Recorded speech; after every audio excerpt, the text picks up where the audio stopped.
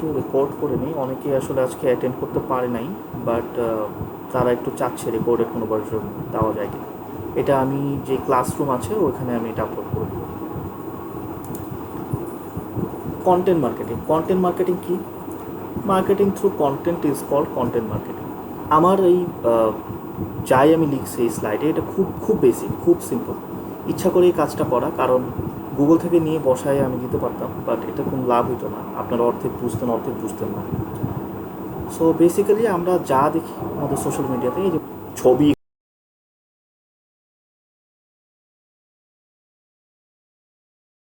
হোক, এই সবগুলোকে বলা হয় কন্টেন্ট। ঠিক আছে? তো কন্টেন্ট থাকে কোথায়? কন্টেন্ট থাকে ইউজুয়ালি সোশ্যাল মিডিয়াতে আর ওয়েব প্ল্যাটফর্মে, সেটা ওয়েবসাইট হতে পারে অথবা ই কমার্স হতে পারে। আর অফলাইন কন্টেন্ট তো এই যে আমাদের নিউজ পেপার বলেন, ম্যাগাজিনস বলেন, বা ফ্লায়ার বলেন, ব্রোশার বলেন, এগুলো তো থাকে। সো সব কিছু হচ্ছে কন্টেন্ট। একটা আদর্শ কন্টেন্টে তিনটা জিনিস থাকে: একটা ছবি থাকে, একটা কপি থাকে, কপি হচ্ছে ছবির মধ্যে যে লাইন টাইন যা লেখা হয় এটা, আর একটা ক্যাপশন থাকে ওই ছবির উপরে নিচে যে কোনো জায়গায় একটা প্যারাগ্রাফ টাইপের থাকে না, এটা হচ্ছে ক্যাপশন। সেই তিনটা জিনিসের কম্বাইনিং রেজাল্ট হচ্ছে কন্টেন্ট।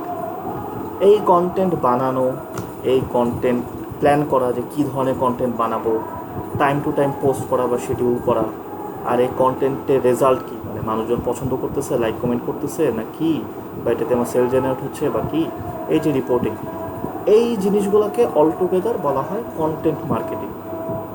আপনারা টাইম টু টাইম হয়তো বা শুনছেন কন্টেন্ট মার্কেটিংয়ের কোর্স, কন্টেন্ট মার্কেটিংয়ে সে, এইটাই কন্টেন্ট মার্কেটিং, আর কিচ্ছু না। As simple as that. ঠিক আছে? আচ্ছা, আমি অনেকক্ষণ একটানা কথা বললাম। অ্যাটলিস্ট কেউ একজন হলেও বলেন যে কথাকে শোনা যাচ্ছে কিনা আর আপনারা বুঝতেছেন কিনা। হ্যালো ভাইয়া, হ্যাঁ শোনা যাচ্ছে। আর আমার একটা কোয়েশ্চেন ছিল, যদি আপনি কিছু প্লিজ মনে না করেন। Please please. কোয়েশ্চেনটা হচ্ছে ভাই, যেটা ইউজুয়ালি হয়, আমরা তো আসলে ইমেল মার্কেটিং বা এসএমএস গুলো খুব আমরা রেসপন্ড করি না। ধরেন না। চালটা ইমেল করলো, হুম হুম আমি হয়তো ওটা সিনও করি না, রেখে দেই। হুম বা রবি আমাকে টেক্সট করলো, জিপি আমাকে টেক্সট করলো, সিন করে রেখে দেই। হুম হুম। সো তারপরও কেন কোম্পানিগুলো এই ক্ষেত্রে স্পেন্ড করে বা এটাকে একটা টুলস হিসেবে ইউজ করতে চায় আর কি? আচ্ছা, দুইটা রিজন। একটা রিজন হচ্ছে মানুষ চেঞ্জ পছন্দ করে না, খুব ফ্রিকুয়েন্ট চেঞ্জ। হ্যাঁ, এই জিনিসটা সবচেয়ে বেশি খাটে কোম্পানি টপ ম্যানেজমেন্টের ক্ষেত্রে। ইন হাউস যদি হয় আমার টপ ম্যানেজমেন্ট, বা এজেন্সি যদি হয় আমার ক্লায়েন্ট, খুব পরিবর্তন চায় না। একটা টাইমে এই ইমেল আর এসএমএসটা খুব ইফেক্টিভ ছিল, তারা এটা জানে যে ডিজিটাল মার্কেটিং মানে কি, ওই যে ইমেল পাঠানো, এসএমএস দেওয়া, ফেসবুকে বুস্টিং করা, এগুলো। ফেসবুকে বুস্টিং তো ঠিক আছে, বাট এটার সাথে তার মাথায় কিন্তু ইমেল আর এসএমএস আছে। বিশেষ করে আমাদের যারা টপ ম্যানেজমেন্ট, তারা এখন যে সার্টেন এইজে আছে, বা তাদের যে লাইফস্টাইল, বা তারা যেভাবে তাদের যে অ্যাক্টিভিটিসগুলো, ডিজিটাল অ্যাক্টিভিটিসগুলো, তারা এসএমএস দেখে, তারা কিন্তু ইমেলও পড়ে। আর মেইনলি যারা top management decision maker, so তারা মনে করে কি যে অডিয়েন্সও হয়তো বা এরকম। তো আলটিমেটলি ডিজিটাল মার্কেটেরা সাজেস্ট করে এটাতে না যাওয়ার জন্য, বাট টপ ম্যানেজমেন্টের কথাটাই লাস্ট পর্যন্ত রাখতে হয় কিছুটা হইলেও। সো এটা করা হয়। এক, এইটা খুব বাজে শোনাবে, বাট ইটস অ্যাকচুয়ালি ট্রু। এটাই এখনকার কারেন্ট প্র্যাকটিস। প্রতিটা কোম্পানি যারা এটা করতেছে, কাজ করুক না করুক, ইফেক্টিভ হোক না হোক, টপ ম্যানেজমেন্টের কারণে অনেক সময় করা লাগতেছে। আচ্ছা, অ্যাজ পার আরওআই যদি আমি বলি, অনেক ডিজিটাল মার্কেটিংয়েরও কেন স্ট্র্যাটেজিটা এটা রাখে, আমরা দেখি না এটা ঠিক, বাট আমরা দেখিও এটাও ঠিক। কথার কথা, বাঙালির একটা স্বভাব আছে, আমি বাঙালি বা বাংলাদেশি বারবার বলতেছি, কারণ বাইরে কী প্র্যাকটিস হয় এটা আমাদের জেনে লাভ নেই। বাংলাদেশে তার ঠিক বিপরীত। বাঙালির একটা স্বভাব আছে, যেটা আমরা ছোটোবেলা থেকে শুনছি, ফ্রিতে দিলে আলকাত্র খায়। হ্যাঁ, তো সাপোজ কোনো কোম্পানি চায় যে র্যাপিড তার কিছু সেল হোক, যেমন আমি ইভেলের কথাই বলি। ইভেলে চায় কোনো একটা ক্যাম্পেইন তার খুব র্যাপিড সেল হোক, সেল জেনারেট হোক, প্রচুর মানে মানুষজন কোয়েরি করুক কেন, সে তখন কিন্তু সবগুলো মিডিয়াতেই চাবে তার অ্যাডটা দিতে। সোশ্যাল মিডিয়া এগুলোতে দিবে, এটার পাশাপাশি সে ইমেইলও করবে। ইমেলের অনেক ইমেল পাই, এসএমএসও করবে, ইমেলের অনেক এসএমএস পাই, মানে পেতাম। তো ওইখানেও কিন্তু কল টু অ্যাকশন থাকে যে বাই ওয়ান গেট ওয়ান, এই কোডটা অ্যাপ্লাই করুন, এটা পাবেন। আমি যদি চাই কোনো একটা পার্টিকুলার গ্রুপকে টার্গেট করতে, সেই ক্ষেত্রে ইমেল আর এসএমএস মার্কেটিং হচ্ছে সবচেয়ে এফেক্টিভ। এটা হচ্ছে আসল কথা। একটা জিনিস চিন্তা করে দেখেন, ধরেন আপনার কাছে একটা লিস্ট আছে 10জন মানুষের ইমেল অ্যাড্রেস আছে, আপনি যদি একটা ক্যাম্পেইন থ্রো করেন এই 10জনের কাছে কিন্তু যাবে, কিন্তু ফেসবুকে আপনি যতই টার্গেটিং করেন আপনি কি শিওর হয়ে এটা বলতে পারবেন যে আপনি যে একটা পার্টিকুলার মানুষকে দেখাতে চাচ্ছেন, ধরেন রহিম আপনার ফ্রেন্ড, আপনি তাকে দেখাতে চাচ্ছেন, আপনি কি এটা বলতে পারবেন শিওরিটি দিয়ে যে আপনি তাকেই দেখাতে পারবেন আর কেউ দেখবে না? না, এটা আপনি কখনোই পারবেন না। এটা আপনি সোশ্যাল মিডিয়া বা গুগলের থ্রুতে কখনোই পারবেন না, যদি না আপনি ওই কাস্টম অডিয়েন্স সেট করেন, ওটা পরের এটা পরে বলতেছি। বাট আপনি SMS মার্কেটিংয়ে পারবেন। আপনার কাছে 100টা নাম্বার আছে, আপনি কিন্তু ওই 100জনকে পাঠাতে পারবেন যখন ইচ্ছা তখন। So you can control it. So কোনো একটা পার্টিকুলার গ্রুপকে যখন আপনি টার্গেট করবেন কোনো একটা পার্টিকুলার অবজেক্টিভ নিয়ে, এটার জন্য ইমেল মার্কেটিং আর SMS মার্কেটিং ভালো কাজে দেয়। তবে হ্যাঁ, ওই 100জনই যে আপনার এটা খুলে দেখবে তা না। দেখা গেল যে ওই 100জনের মধ্যে 5জন খুলে দেখবে আর 95জন দেখবে না, এফেক্টিভনেস 5%। বাট না, দেখা গেল যে এই 5জনের মধ্যে 2জনই আপনার প্রোডাক্টটা কিনলো, কারণ আপনি তো জানেন যে এরা কেমন, এই জন্যই তো এদের কন্ট্যাক্ট অ্যাড্রেস আপনার কাছে আসে, তাই না? দেখা গেল এই 2-3জনও যদি প্রোডাক্টটা কেনে, তাহলেও যে ROI-টা আসবে, তাহলেও যে রেভিনিউটা আসবে, সেটা দিয়েই আমার মার্কেটিংয়ের কস্ট উঠে যাচ্ছে। কারণ email marketing, SMS marketing is not that expensive. কিছু টাকা পয়সা খরচ হয়, but it's not that expensive, it's very chip actually.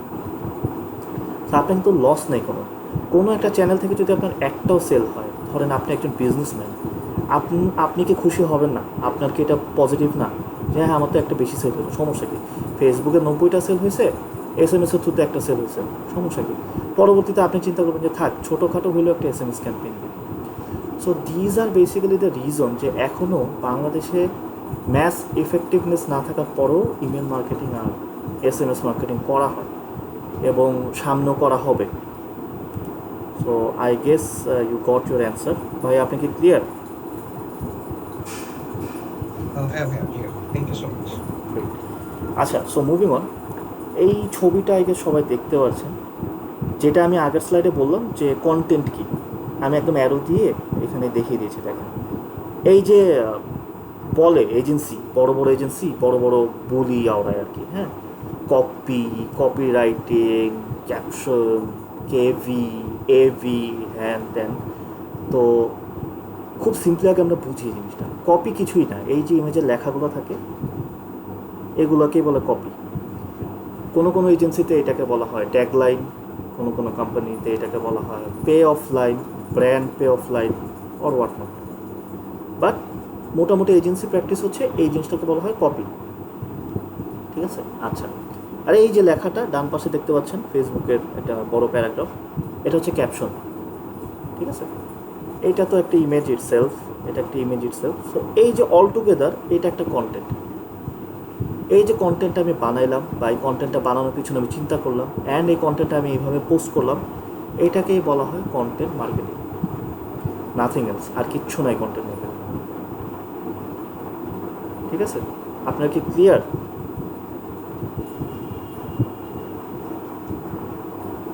Hello,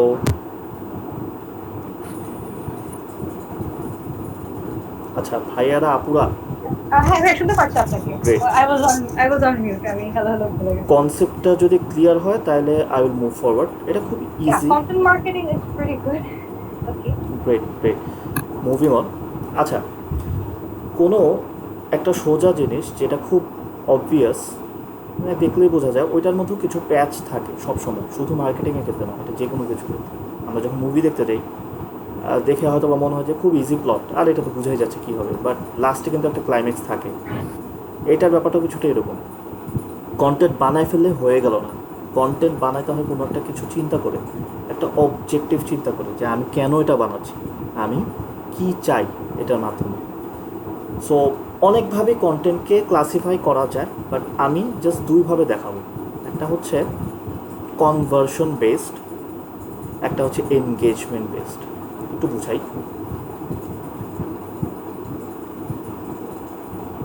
conversion based মানে হচ্ছে একটা কন্টেন্ট যেটার থ্রুতে আমি চাবো আমার সেল হোক, অর্থাৎ প্রোডাক্ট সেল হোক, প্রোডাক্ট সেল হওয়া, সার্ভিস সেল হওয়া, এটাকেই বলা হয় কনভার্সন, কনভার্ট হওয়া। এই ধরনের কন্টেন্টগুলোকে বলা হয় কনভার্জন বেসড কন্টেন্ট। কেন?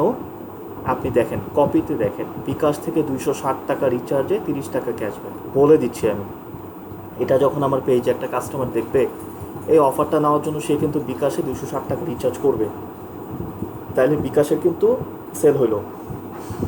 বা ইভেন এয়ারটেলেরও কিন্তু সেম হইলো। এটা একটা মার্কেটিংয়ের এক্সাম্পল, পরে বলবো এটা। এয়ারটেলেরও লাভ হলো, 260 টাকা রিচার্জ হলো, সো ডিরেক্ট সেল হয়েছে এখানে। সো এটা হচ্ছে কনভার্জন বেসড ক্যাম্পেইন বা কন্টেন্ট। কিছু কিছু কন্টেন্ট আছে যেখানে এই ধরনের কোনো মেসেজ দেওয়া হয় না, জাস্ট একটা সোশ্যাল মেসেজ দেওয়া হয়। যেমন ডান পাশের এইটা এয়ারটেলের একটা এনগেজমেন্ট কন্টেন্ট। কীরকম? সানগ্লাস নাকি ছাতা, রোদ থেকে বাঁচতে। আচ্ছা, এইটা দিয়ে কী হবে? এয়ারটেল ছাতাও সেল করে না, এয়ারটেল সানগ্লাসও সেল করে না। ও তাহলে ওর রিসোর্স ইউজ করে ওর ডিজাইনারদের দিয়ে কেন এই কন্টেন্টটা বানাবে? এইটা দেখে তো কেউ কোনো প্যাকেজ কিনবে না, কোনো সিম কিনবে না। রিজন ইজ, এই ধরনের কন্টেন্টগুলা যখন সোশ্যাল মিডিয়া পেজে বা ওয়েবসাইটে থাকে, এগুলো অনেক এনগেজমেন্ট ক্রিয়েট করে, মানুষের মধ্যে আগ্রহ ক্রিয়েট করে। সবসময় আপনার কানের কাছে কেউ যদি বলে ভাই এটা কিনেন, ভাই এটা কিনেন, ভাই এটা কিনেন, আপনাকে ভাল লাগবে? ভাল লাগবে না। That is the reason why আমরা SMS মার্কেটিং, মানে SMS পড়ি না আমরা। সারাক্ষণ অফার দেখতে কার ভালো লাগে? এই জন্যে এতটা ইনএফেক্টিভ SMS। তো একটা ভালো ডিজিটাল মার্কেটিং প্র্যাকটিস হচ্ছে আপনি মিক্স রাখবেন আপনার স্ট্র্যাটেজিতে। কিছু কনভার্সন বেসড কন্টেন্ট বানাবেন, কিছু এনগেজমেন্ট বেসড কন্টেন্ট বানাবেন। এই যে এইটা পোস্ট করা হয়েছে এয়ারটেল বাজের পেজে, অনেক লাইক কমেন্ট আছে এটাতে। এই যে লাইক কমেন্ট হচ্ছে মানে কি? কোনো একজন যখন লাইক করতেছে বা কমেন্ট করতেছে, তার ফ্রেন্ড লিস্টের আরও 100 জন বা 1000 জনও কিন্তু এটা দেখতেছে। সো 100টা লাইক মানে হচ্ছে 100 ইন্টু 1000, মাই গড, মানে লাখেরও বেশি মানুষ এটা দেখতেছে। অনেক এনগেজমেন্ট হচ্ছে। এই যে এনগেজ করতেছে মানুষজন, মানে লাইক কমেন্ট করতেছে, এটাই হচ্ছে এনগেজমেন্ট। আর যেই কন্টেন্টগুলো এটাকে মাথায় রেখে বানানো হয়, সেটাই হচ্ছে এনগেজমেন্ট বেসড কন্টেন্ট। এটা দিয়ে কোম্পানির লাভ কী? এটা দিয়ে কোম্পানির লাভ হচ্ছে এই ধরনের কন্টেন্টগুলো অডিয়েন্সকে সবসময় পেজের প্রতি আকৃষ্ট রাখে, আটকায় রাখে। আমরা হুকড অন যেটাকে বলি। তো অডিয়েন্স নিজে থেকেই দেখবে, এই দেখি তো এয়ারটেল পেজে কী দিছে নতুন, অথবা তার নিউজ ফিডে চলে আসবে টাইম টু টাইম এয়ারটেলের কন্টেন্ট। কারণ সে তো এই ধরনের কন্টেন্টে প্রচুর এনগেজ থাকে, লাইক কমেন্ট করে, শেয়ার করে। এর মধ্যে হুটহাট তার হোম পেজে তখন এই ধরনের কন্টেন্টগুলো আসবে। বুস্টিং করা হলে তার হোম পেজে এই ধরনের অ্যাডগুলো তখন যাবে। সে তখন বিরক্তি নিয়ে এগুলো ফালাই দেবে না বা স্ক্রোল করে চলে যাবে না। কারণ কি? সে তো অলরেডি ব্র্যান্ডের প্রতি আকৃষ্ট হয়ে গেছে এই ধরনের কন্টেন্টগুলোর জন্য। এই জন্য একটা ভালো ডিজিটাল মার্কেটিং স্ট্র্যাটেজি হচ্ছে দুই ধরনের কন্টেন্টের মিক্স করে বানানো। Moving on. আচ্ছা, কপিরাইটিং। এই কপিরাইটিং টার্মটা আমরা ডিজিটাল মার্কেটিংয়ে অনেক শুনি। ইভেন জবই তো আছে, রাইট? কপিরাইটার লাগবে। তো কপিরাইটিং কি? ওই যে আমরা কপি দেখছি না কন্টেন্টের মধ্যে, ওইটাই কপিরাইটিং। রাইটিংয়ে copy is copywriting, as simple as that. But এতটা সিম্পলও না। দ্য থিং ইজ, জাস্ট আমি একটা লাইন লিখে দিলাম, ওটাকে আমি কপি বলবো না। লাইনটা একটা পারপাস সার্ভ করতে হবে। ফর এক্সাম্পল, আমি একটা ছবি দিলাম, যে লেখা থাকলো এখানে যে আসুন এই পণ্যটার দাম 5 টাকা, এটা কিনুন।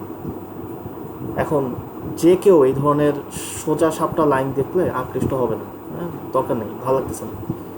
কন্টেন্ট দেখেই তার এটার প্রতি আগ্রহ জাগবে না, সে প্রোডাক্টটা কী কিনবে।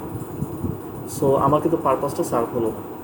এই জন্য যে কোনো একটা কিছু লিখে দিলেই সেটা কপি হয়ে যায় না। কপিকে কপির মতোই লিখতে হবে।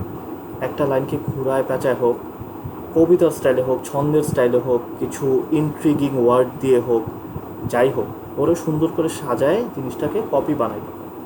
সো এই জন্য কপি রাইটিংয়ের জন্য অনেক চিন্তা করতে হবে। সো চিন্তা করলে আপনি এই ধরনের সুন্দর সুন্দর ট্যাগ লাইন্স বা কপি আনতে পারবেন, অ্যান্ড আপনি আপনার ক্যাপশন এভাবে লিখতে পারবেন। So it's actually a proper job. Copy writing এই জন্যই একটা proper job. Copy writer is মানে কী বলবো, খুব পপুলার একটা পজিশন। 95% কোম্পানিতে তারা কপি রাইটার চায়। হয়তো বা কপি রাইটার নামে না চাইলেও তারা মার্কেটিং এক্সিকিউটিভ ইন্টার্ন নিয়ে আলটিমেটলি কপি রাইটিং করে। একটা পোস্টের জন্য একটু লিখে দাও তো এটা, এই যে কপি রাইটার। সো আমি এখানে দুইটা এক্সাম্পল দিছি, যে র্যান্ডম, ধরেন একজন বিগিনার ডিজিটাল মার্কেটিংয়ের, সে এই দুইটা জিনিস লিখলো, hello everyone, we are Airtel, we are one the biggest telecommunication company, blah blah blah, we are offering 5 GB। এটা যদি আপনি একটা ইমেজে দেন, তাহলে মানে I don't know about you guys, but as a human being বা অ্যাজ এ নর্মাল কাস্টমার আমি কোনো আগ্রহী পাবো না, আমি স্ক্রল করে চলে যাব। এরকম অফার তো অনেকেই দেয়। বাট পরের যে এক্সাম্পলটা দেওয়া, এটা একটু পড়লেই দেখবেন এইভাবেই দেয় বেসিক্যালি। হ্যাঁ, টেলকোগুলা বা বিভিন্ন পেজ, এই যে একটু মানে রূপক ইউজ করে বন্ধুদের সাথে কথা দুনিয়া হারিয়ে যেতে চাও, এয়ারটেল দিচ্ছে 5 GB। এক্স্যাক্টলি ওদের অ্যাড কপিগুলো এরকমই হয়, ইভেন এটা ওদের একটা অ্যাড থেকে নেওয়া। এইগুলোই আমরা টাইম টু টাইম দেখতেছি। যখন ভিডিও হিসাবে দেখি বাংলা লিঙ্কের অ্যাড, গ্রামীণ ফোনের অ্যাড, এমনও আছে আমি চোখ দিয়ে পানি চলে আসছে আমার। বাট দিন শেষে ওরা কিন্তু ওদের প্রোডাক্টটাই সেল করছে। ঠিক আছে, স্বপ্ন যাবে বাড়ি আমার মানে কি কানেক্টিভিটি, তারপরে কি দিন বদলের চেষ্টা বাঙালি, তার মানে কি better internet packages, better telecommunication system, যার কারণে যোগাযোগ ব্যবস্থা উন্নতি হয়েছে। So they are selling their products through our emotion. সো এই ধরনের লেখাগুলা, অলংকার দেওয়া লেখাগুলা লিখতে হয় অ্যাজ কপি, তাইলে হচ্ছে আপনার সেল হবে বা আপনার এনগেজমেন্ট জেনারেট হবে। ঠিক আছে, কোম্পানির অ্যাকাউন্টে পয়সা ঢুকবে, you are a good copy writer. So আমার মনে একটা কিছু চাইলেও আমি লিখে দিলাম, না, ইটস নট কপি। না, আমার একটু জাস্ট কয়েকটা অবজারভেশন ছিল যে কপিরাইটিং এর ব্যাপারে অনেকখানি ব্র্যান্ডটা ম্যাটার করে, প্লাস আমার টিজিটা ম্যাটার করে। কারণ ফর এক্সাম্পল আমি যদি ঘুরি ইউডিমি যদি নেই আর শিখবে সবাই ফর এক্সাম্পল, দুটা কিন্তু টিচিটা খুব ডিফারেন্ট হয়। তো ওই যে copywriting it has to be in such a way যে আমি যা পছন্দ করি ওইটা না, I have to make sure যে আমার টিজি আসলে কোনটা পছন্দ করে, plus does it go well with my brand or not. Same goes for Airtel প্রচুর ইউথ সেন্ট্রিক, আর ওরা যে টোনটা যায় it goes well with it. আমরা এই টোনটা একটু ইউজ ইট ইন গ্রামীণ ফোন, তাহলে দ্যাট অ্যাড যতই ভালো ক্রিয়েটিভ হোক আমি যা দেখলাম যে ইট ওয়ন্ট ওয়ার্ক। তো কপিরাইটিং অনেক ক্রুশাল পার্ট, ক্লায়েন্টরা বুঝে না, টু বি অনেস্ট। অনেক সময় ব্র্যান্ডরা বুঝে না, they wanted it in their way, but এটা যেটা টিজিকে রিফ্লেক্ট করতে হয়, এই ব্যাটলটা হচ্ছে exactly, you are on the right track. এখানেই হচ্ছে একজন ভালো ডিজিটাল মার্কেটারের ভূমিকা। একজন ভালো ডিজিটাল মার্কেটারকে ভালো নেগোশিয়েটর হতে হয়। টপ ম্যানেজমেন্ট বা ক্লায়েন্ট সবসময় যেটা করে, মানে খুব ভালো কপি দেওয়ার পরেও তারা ফালায় দেয়, দে ডোন্ট লাইক ইট, কারণ তারা বোঝে না। আমাদেরকে এটা বুঝতে হবে যে আমার পণ্যের ক্রেতা আমি হইতেও পারি, নাও হইতে পারি। আমাকে আগে আমার ক্রেতাকে বুঝতে হবে। সো ক্রেতাকে বুঝে, এক্স্যাক্টলি হোয়াট ইউ সেড, যে অডিয়েন্সকে বুঝে অডিয়েন্সের জন্য লিখতে হবে। সেম এয়ারটেলই কিন্তু তাদের অন্যান্য ক্যাম্পেইনে ডিফারেন্ট কপিতে যাচ্ছে, ডিফারেন্ট অ্যাপ্রোচে যাচ্ছে, যখন ওইটার টার্গেট অডিয়েন্স আর ডিফারেন্ট। সো টার্গেট অডিয়েন্স বোঝা, যদিও টেলিকমিউনিকেশন এক্সাম্পলটা দেওয়াটা আসলে একটু মানে এখানে ঠিক না, কারণ টেলিকমিউনিকেশনের টার্গেট অডিয়েন্স অনেক অনেক wide. As brand Airtel is a youth centric brand, that's true. But আমি যদি এয়ারটেলের কথা চিন্তা না করি, আমি যদি গ্রামীণের কথা চিন্তা করি, বাংলাদেশের নাম্বার 1 টেলিকমিউনিকেশন কোম্পানি, তাদের টার্গেট অডিয়েন্সটা কিন্তু অনেক হিউজ। তাদের যে প্রোডাক্টস, তাদের যে packages design for everyone, right? So একই পেজ থেকে তারা যখন করছে, তাদেরকে কিন্তু অনেক কিছু মাথায় রাখতে হয়। তারা খুব নিশ, খুব টার্গেট অডিয়েন্স সেন্ট্রিক কিছু করতে পারে না, একটু জেনারিকই করে ইউজুয়ালি। এই ক্ষেত্রে গ্রামীণ ফোন খুব ইজি অ্যাপ্রোচে চলে যায়, targeting the emotion of people. Bangladesh emotion খুব খায়, সো ওদের কমিউনিকেশনটা খুব ইমোশনাল বেসড হয়। আর ইউথ সেন্ট্রিক কিছু কাজ ওরা করে, ইউথ সেন্ট্রিক কিছু ক্যাম্পেইন ওরা করে, বাট ওই যে দিন শেষে খুব মানে ক্লিয়ার কমিউনিকেশন ওরা রাখে। এটাই বলছিলাম যে আমার যা ইচ্ছা আমি তা লিখে দেবো, এটাই কপি না। আচ্ছা, মুভিং অন। এই পার্টটা একটু ইম্পর্টেন্ট। এই পার্টটা ইম্পর্টেন্ট কেন? কারণ ডিজিটাল মার্কেটিং যখন কোনো কোম্পানি করে, কোনো কোম্পানির হয়ে বা কোনো কোম্পানি নিজের ডিজিটাল মার্কেটিং করে, দিন শেষে তারা কিন্তু সেলসই চায়, দিন শেষে তারা তাদের বিজনেস গ্রোথ চায়, বিজনেস ডেভেলপমেন্ট চায়। তো ওটা ডিজিটাল মার্কেটিংয়ের থ্রুতে কীভাবে হবে? এই যে কন্টেন্ট বানাবো বা মিডিয়া বাইং করব। তা আমি যখন মিডিয়া বাইং করি বা আমি যখন বুস্ট করি কোনো আমার পোস্ট বা সামথিং, আমি চাচ্ছি সেল হোক আমার কোনো একটা প্রোডাক্ট। তো যতক্ষণ আমার মিডিয়া বাইং ক্যাম্পেইন চলবে, বুস্টিং চলবে, ততক্ষণ আমি মেসেজ পাবো, কল পাবো, সেলও হবে। বাট যখন বন্ধ হয়ে যাবে তখন কিন্তু নাই। মানে নতুন কোম্পানিগুলোর ক্ষেত্রে এই জিনিসটা হয়। তো মিডিয়া বাইংয়ের ক্ষেত্রে খুব ইজিলি বোঝা যায় যে আমার কোনো একটা ক্যাম্পেইন সাকসেসফুল হয়েছে কিনা। আমি দেখবো যে আমি কতটুকু খরচ করলাম, ইন রিটার্ন আমি কী পেলাম। ফর এক্সাম্পল, আমার দুইটা প্রোডাক্ট যদি আমি সেল করি, আমার হবে প্রফিট হবে 10,000 টাকা, কথার কথা। আমি 5,000 টাকার বুস্টিং করলাম। এখন 5,000 টাকা বুস্টিং করে যদি আমি 2টা বা 3টা বা 4টা প্রোডাক্ট সেল করে ফেলি, মানে 10, 15, 20,000 টাকা প্রফিট করে ফেলি, তাহলে কিন্তু আমি বলতেই পারি যে আমার ক্যাম্পেইনটা সাকসেসফুল। আবার এমনও হয় 5,000 টাকা স্পেন্ড করে আমি একটাও সেল করতে পারলাম না, তাহলে আমি বলতে পারি ক্যাম্পেইনটা সাকসেসফুল না। তো এইটা হচ্ছে আমি যখন পেইড ক্যাম্পেইন করবো তখন। But what about content marketing? Content marketing তো পেইড না। আমি জাস্ট ইমেজ বানাবো, কপি লিখবো, পেজে পোস্ট করবো। আমি কিভাবে বুঝবো যে আমার কন্টেন্ট মার্কেটিং সাকসেসফুল হচ্ছে কিনা? আচ্ছা, আপনারা এই ছবিটা আই গেস দেখতে পারতেছেন। হ্যাঁ, আমরা প্রতিটা পেজে গেলেই অ্যাটলিস্ট কিছু জিনিস দেখতে পারি, যেমন এই জিনিসগুলো দেখতে পারি, কতগুলো লাইক হয়েছে, কতগুলো কমেন্ট করছে, কতগুলো শেয়ার হয়েছে। এই পার্টটা হয়তো বা দেখতে পারবো না, এই পার্টটা যদি আমার কোনো পেজ থেকে তখন আমি দেখতে পারবো। এই মেট্রিক্সগুলো দিয়েই আমি বুঝতে পারি যে কন্টেন্ট মার্কেটিংয়ে একটা কন্টেন্ট কি সাকসেসফুল হচ্ছে নাকি সাকসেসফুল হচ্ছে না। এটা আর কিছুই না, এটা হচ্ছে engagement, number of likes, number of comments, number of engagement. এই যে কতগুলো মানুষকে রিচ করলো, 305 পিপল রিচ, মানে 305 জন ইউনিক মানুষ আমার এই পোস্টটা দেখছে। এটা একটা ফ্রি পোস্ট, জাস্ট আমার পেজে পোস্টটা করা হয়েছে, একটা ছবি দেওয়া হয়েছে, 305 জন মানুষ এমনি এমনি দেখছে, without spending any money. So this is called organic engagement. Organic যেটা এমনি এমনি হয়, অর্গ্যানিক মানে হচ্ছে যেটার পেছনে আমার কোনো টাকা পয়সা স্পেন্ড করতে হচ্ছে না, to show it to people, এটাই হচ্ছে অর্গ্যানিক। এমন অনেক পেজ পাবেন আপনারা, যেমন গ্রামীণ ফোনের পেজ, এয়ারটেলের পেজ, ইউনিলিভারের পেজ বা আড়ংয়ের পেজ, যেখানে নর্মাল একটা পোস্ট করলেও ধরেন 1-2 হাজার, 5-6 হাজার, 8-10 হাজার লাইকস অ্যান্ড কমেন্টস আসে। তার কারণ হচ্ছে এই ব্র্যান্ডগুলো অলরেডি এস্টাবলিশ ব্র্যান্ড, তাদের পেজে লাখের উপরে likes and followers, verified pages as well কিছু কিছু। সো যখন এরা কোনো পোস্ট করে, মানে এদের অডিয়েন্সটা তো দেখেই, এই 1-1.5 লাখ মানুষ তো দেখতেছে, প্লাস আরও অনেক মানুষ যারা অ্যাকচুয়ালি এদের টার্গেট অডিয়েন্সে পড়ে, ফেসবুক তাদেরকেও দেখাচ্ছে, বিকজ এই পেজগুলোর অথরিটি ভালো, এই পেজগুলোর পেজ র্যাঙ্কিং ভালো, সে এরা অনেক অর্গ্যানিক এনগেজমেন্ট পায় এমনিতে। বাট আমাদের নতুন পেজ যারা যেগুলো থাকে, ধরেন আমাদের নিজেদের কোনো বিজনেস বা নিজেদের কোনো কোম্পানির পেজ, সেই ক্ষেত্রে কিন্তু এত হবে না। ধরেন 100 জন আপনার পেজে লাইক দেওয়া, 100 জনও দেখবে না, হয়তো বা 10 জন বা 15 জন বা 20 জন দেখবে, এর মধ্যে 5-6 জন লাইক কমেন্ট করবে। সো আপনি যদি টাকা খরচ না করে আপনার অর্গ্যানিক এনগেজমেন্ট বাড়াইতে চান, আপনার রেগুলার কন্টেন্ট মার্কেটিং করতে হবে। এটার কোনো মানে শেষ নেই, শুরু আছে কিন্তু শেষ নেই।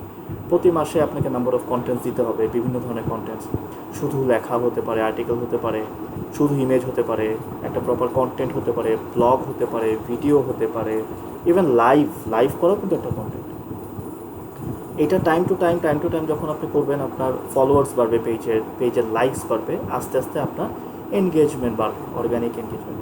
আর অর্গ্যানিক এনগেজমেন্ট যত বেশি একটা পেজের, সেই পেজের content marketing is going good, আমরা বলতে পারি। ঠিক আছে? আচ্ছা, একটা জিনিস এইখানে, অনেকে আছেন টুকটাক ডিজিটাল মার্কেটিং প্র্যাকটিস করছেন, আপনারা টুকটাকও বলবো না, অনেকে প্রফেশনালি হয়তো করছেন, বাট একটু কনফিউশন থাকে। হ্যাঁ, এটা গুগলে বা ফেসবুকের কোথাও আপনি ওইভাবে পাবেন না। এটা আমরা প্র্যাকটিস যারা করছি, এই জিনিসটা আমাদের নিজেদের একটা ফাইন্ডিং। একটা ফাঁক আছে ফেসবুকে, সেটা হচ্ছে এই যে আমি বলতেছি না, লাইক কমেন্ট শেয়ার মানে হচ্ছে এনগেজমেন্ট। এখানে দেখেন, এখানে দেখা যাচ্ছে 16 জন লাইক করছে, 2টা শেয়ার হয়েছে, তাহলে 16 আর 2 যোগ করলে তো 18টা এনগেজমেন্ট হওয়ার কথা। ফেসবুক আমাকে বলতেছে এখানে 45টা এনগেজমেন্ট, তাহলে তো মিললো না।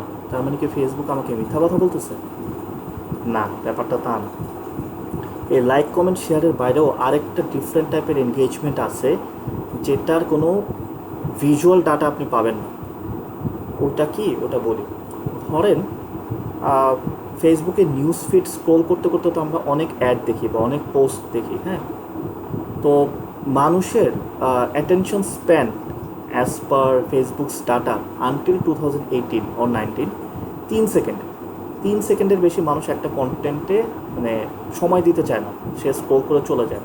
যদি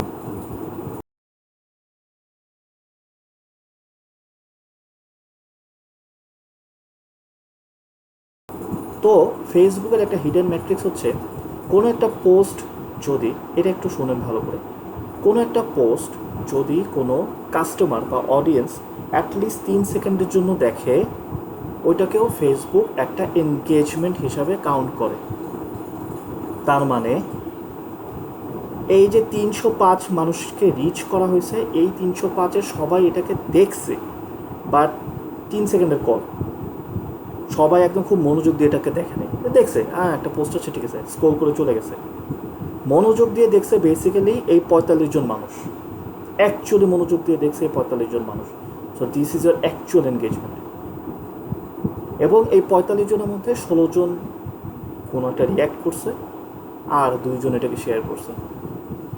দ্যাটস ইট।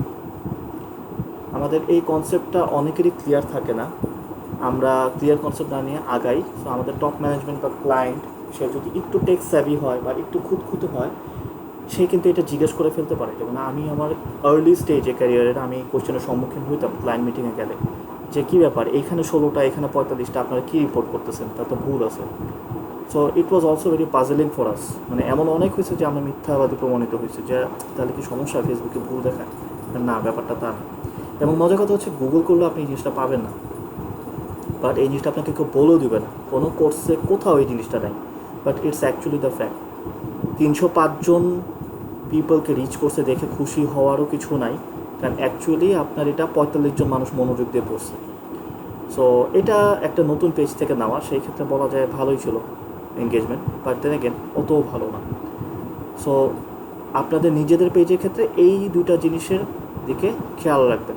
আপনারা যদি ডিজিটাল মার্কেটার হন ভবিষ্যতে, এই জিনিসগুলো খেয়াল রাখবেন, ঠিক আছে? অনেক সময় দেখা যায় 10,000 রিচ, বাট এনগেজমেন্ট হচ্ছে 1,000। তার মানে 1,000 মানুষ মনোযোগ দিয়ে দেখছে, লাইক কমেন্ট শেয়ার করছে, বাকি 9,000 মানুষ জাস্ট স্ক্রল করে চলে গেছে, যদিও ফেসবুক তাদেরকে দেখাচ্ছে। আচ্ছা, jobs related to content marketing. Digital মার্কেটিংয়েরই একটা part content marketing. So content মার্কেটিংয়ের সাথে ডিরেক্টলি রিলেট করে যে জবগুলো, আমি তো ওগুলোর নাম এখানে লিস্ট ডাউন করছি। ডিজিটাল মার্কেটিং এক্সিকিউটিভ, এটা হচ্ছে লাইক সব কিছুই করতে হয়, কন্টেন্ট মার্কেটিং তার একটা পার্ট। স্ট্র্যাটেজিস্ট বা স্ট্র্যাটেজিক প্ল্যানার, এই পজিশনটা বা এই ওয়ার্ডটা বড় এজেন্সিগুলোতে বেশি ইউজ হয়, বা মিড লেভেল এজেন্সিগুলোতে বেশি ইউজ হয়। স্ট্র্যাটেজিস্ট বা স্ট্র্যাটেজিক প্ল্যানার হচ্ছে তারা যারা কোনো একটা কোম্পানির মার্কেটিং বা বিজনেস বা ডিজিটাল মার্কেটিং প্ল্যান করে, যে মাসে কয়টা পোস্ট হতে পারে, কোন কোন মিডিয়াতে ক্যাম্পেইন যেতে পারে, পেইড ক্যাম্পেইন হবে নাকি মানে অর্গ্যানিক ক্যাম্পেইন হবে, এই যে প্ল্যানগুলো করা, এই যে স্কেডিউলগুলো করা। তারপরে ধরেন 10টা পোস্ট বানাবো ঠিক করা হলো সামনের মাসের জন্য, এই 10টা পোস্ট কী টপিকের পোস্ট হবে, এটা কি সব সেলিং পোস্ট হবে নাকি এনগেজমেন্ট পোস্ট হবে, ভিডিও হবে নাকি ইমেজ হবে, এই জিনিসগুলোকে চিন্তা করা, স্ট্র্যাটেজাইজ করা, এটা হচ্ছে একটা স্ট্র্যাটেজিস্টের কাজ, একজন স্ট্র্যাটেজিক প্ল্যানারের কাজ। কারো প্ল্যানিং করে দেওয়া, কোনো কোম্পানি প্ল্যানিং করে দেওয়া। বড় এজেন্সিগুলোতে প্ল্যানিংয়ের একটা আলাদা ডিপার্টমেন্টই থাকে, ওরা কপিও লিখবে না, ওরা ডিজাইনও করে দিবে না, ওরা জাস্ট প্ল্যানিং করে দিবে। Like for example in Asiatic, so there is a planning department, there is an art department. Art হচ্ছে basically the designs, visualizer, animator, graphic designer. There is a web department, website and all. There is a client service department which I am in. There is a copy department, কপির আবার আলাদা, English, Bangla. So মানে কী বলবো, it's a big thing. আচ্ছা, content writer, copy writer, so definitely এটা directly related. আর graphic related যে জবগুলো আছে, গ্রাফিক ডিজাইনার, ভিজুয়ালাইজারও basically graphic designing, it's a different terminology. Animator, art director পজিশনটা একটু সিনিয়র, বড় এজেন্সিগুলোতে থাকে। He might not design himself directly, but সে একটা টিমকে ম্যানেজ করে, a team of designers, a team of visualizers, তাদেরকে কিছু ক্রিয়েটিভ ডিরেকশন দিতে হয়।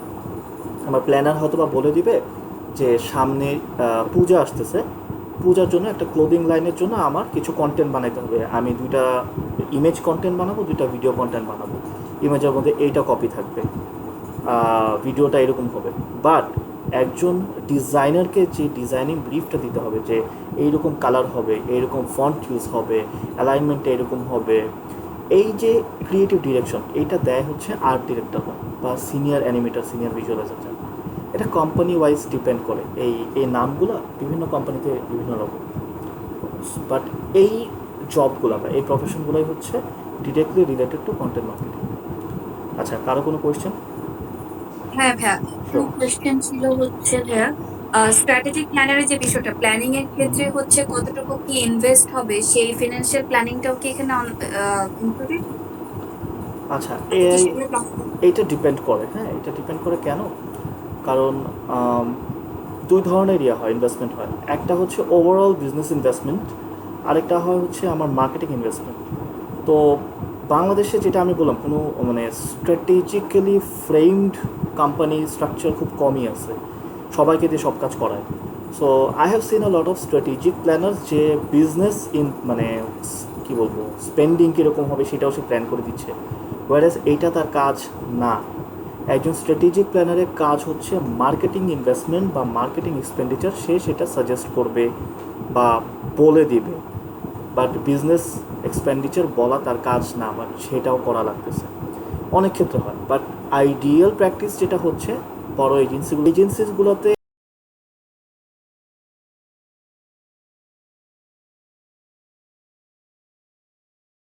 এটার জন্য একটা আলাদা ডিপার্টমেন্ট আছে, that is the media buying team, media buying বা মিডিয়া টিম, তারাই বেসিক্যালি ঠিক করে যে কত স্পেন্ড হবে, কোথায় স্পেন্ড হবে। স্ট্র্যাটেজিক প্ল্যানাররা তখন দেখা যাচ্ছে প্ল্যানিংটা দিচ্ছে, বাট এক্সপেন্ডিচারের ওয়ে আউটটা দিচ্ছে না, ওয়ে ফরওয়ার্ডটা দিচ্ছে না। আবার মিড লেভেল বা ছোটো এজেন্সিতে যেহেতু লোকজন কম, ওই স্ট্র্যাটেজিক প্ল্যানারই দেখা যাচ্ছে যে পুরো স্ট্র্যাটেজিটা দেওয়ার পরে দেন একটা দিয়ে দিল, যে এক্সপেন্ডিচার ফোরকাস্ট দিয়ে দিল, যে আপনি মাসে সাজেস্টেড হচ্ছে $200 খরচ করলে এগুলো পাবেন। প্ল্যানার চাইলে করতে পারে, বাট বড় এজেন্সিগুলোতে প্ল্যানার এগুলো করে না, আলাদা ডিপার্টমেন্ট করে। ছোটো এজেন্সি বা ইন হাউসে দেখা যায় প্ল্যানারই করে দিচ্ছে।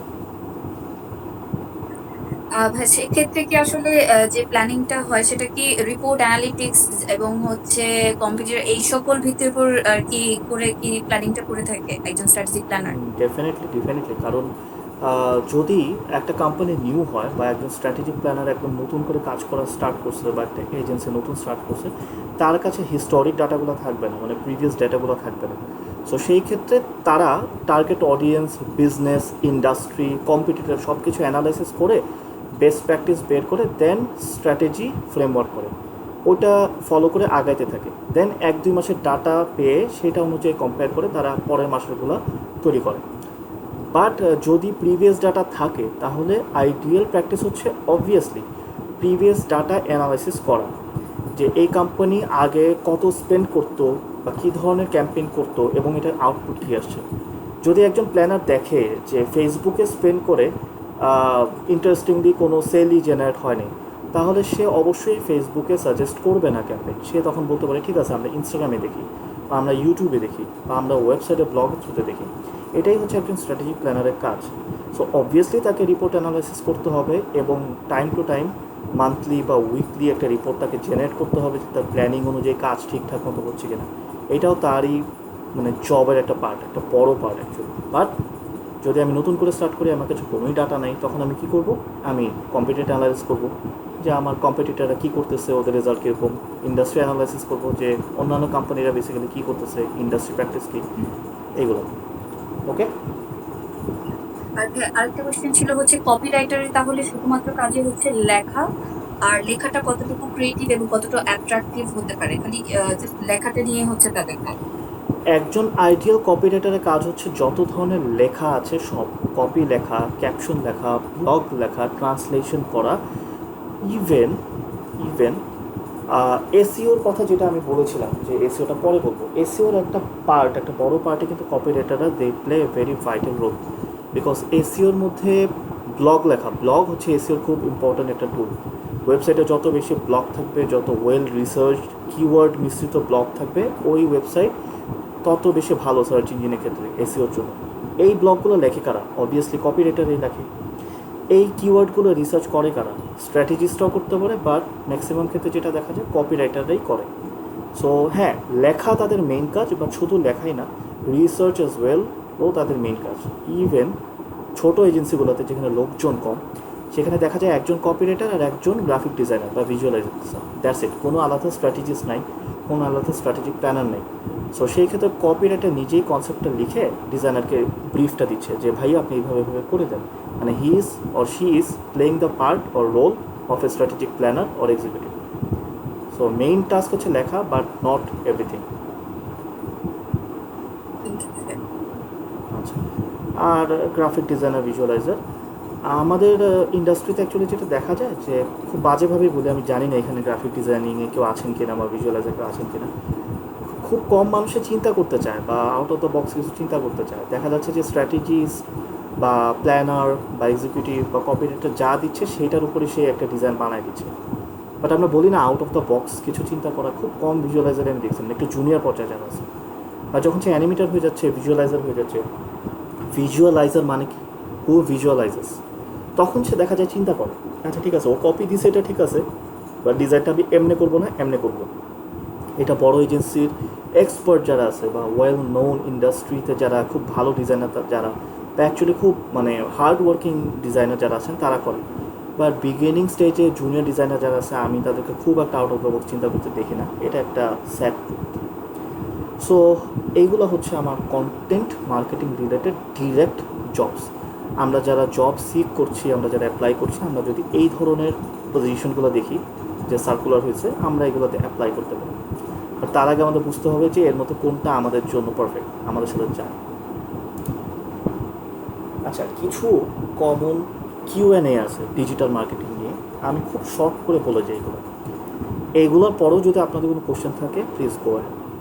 তো ডিজিটাল মার্কেটিং কীভাবে শেখা শুরু করব? ডিজিটাল মার্কেটিং আমি সাজেস্ট করবো আপনি যদি লার্নার একদম বিগিনার হন, গো থ্রু গুগল আর ইউটিউব।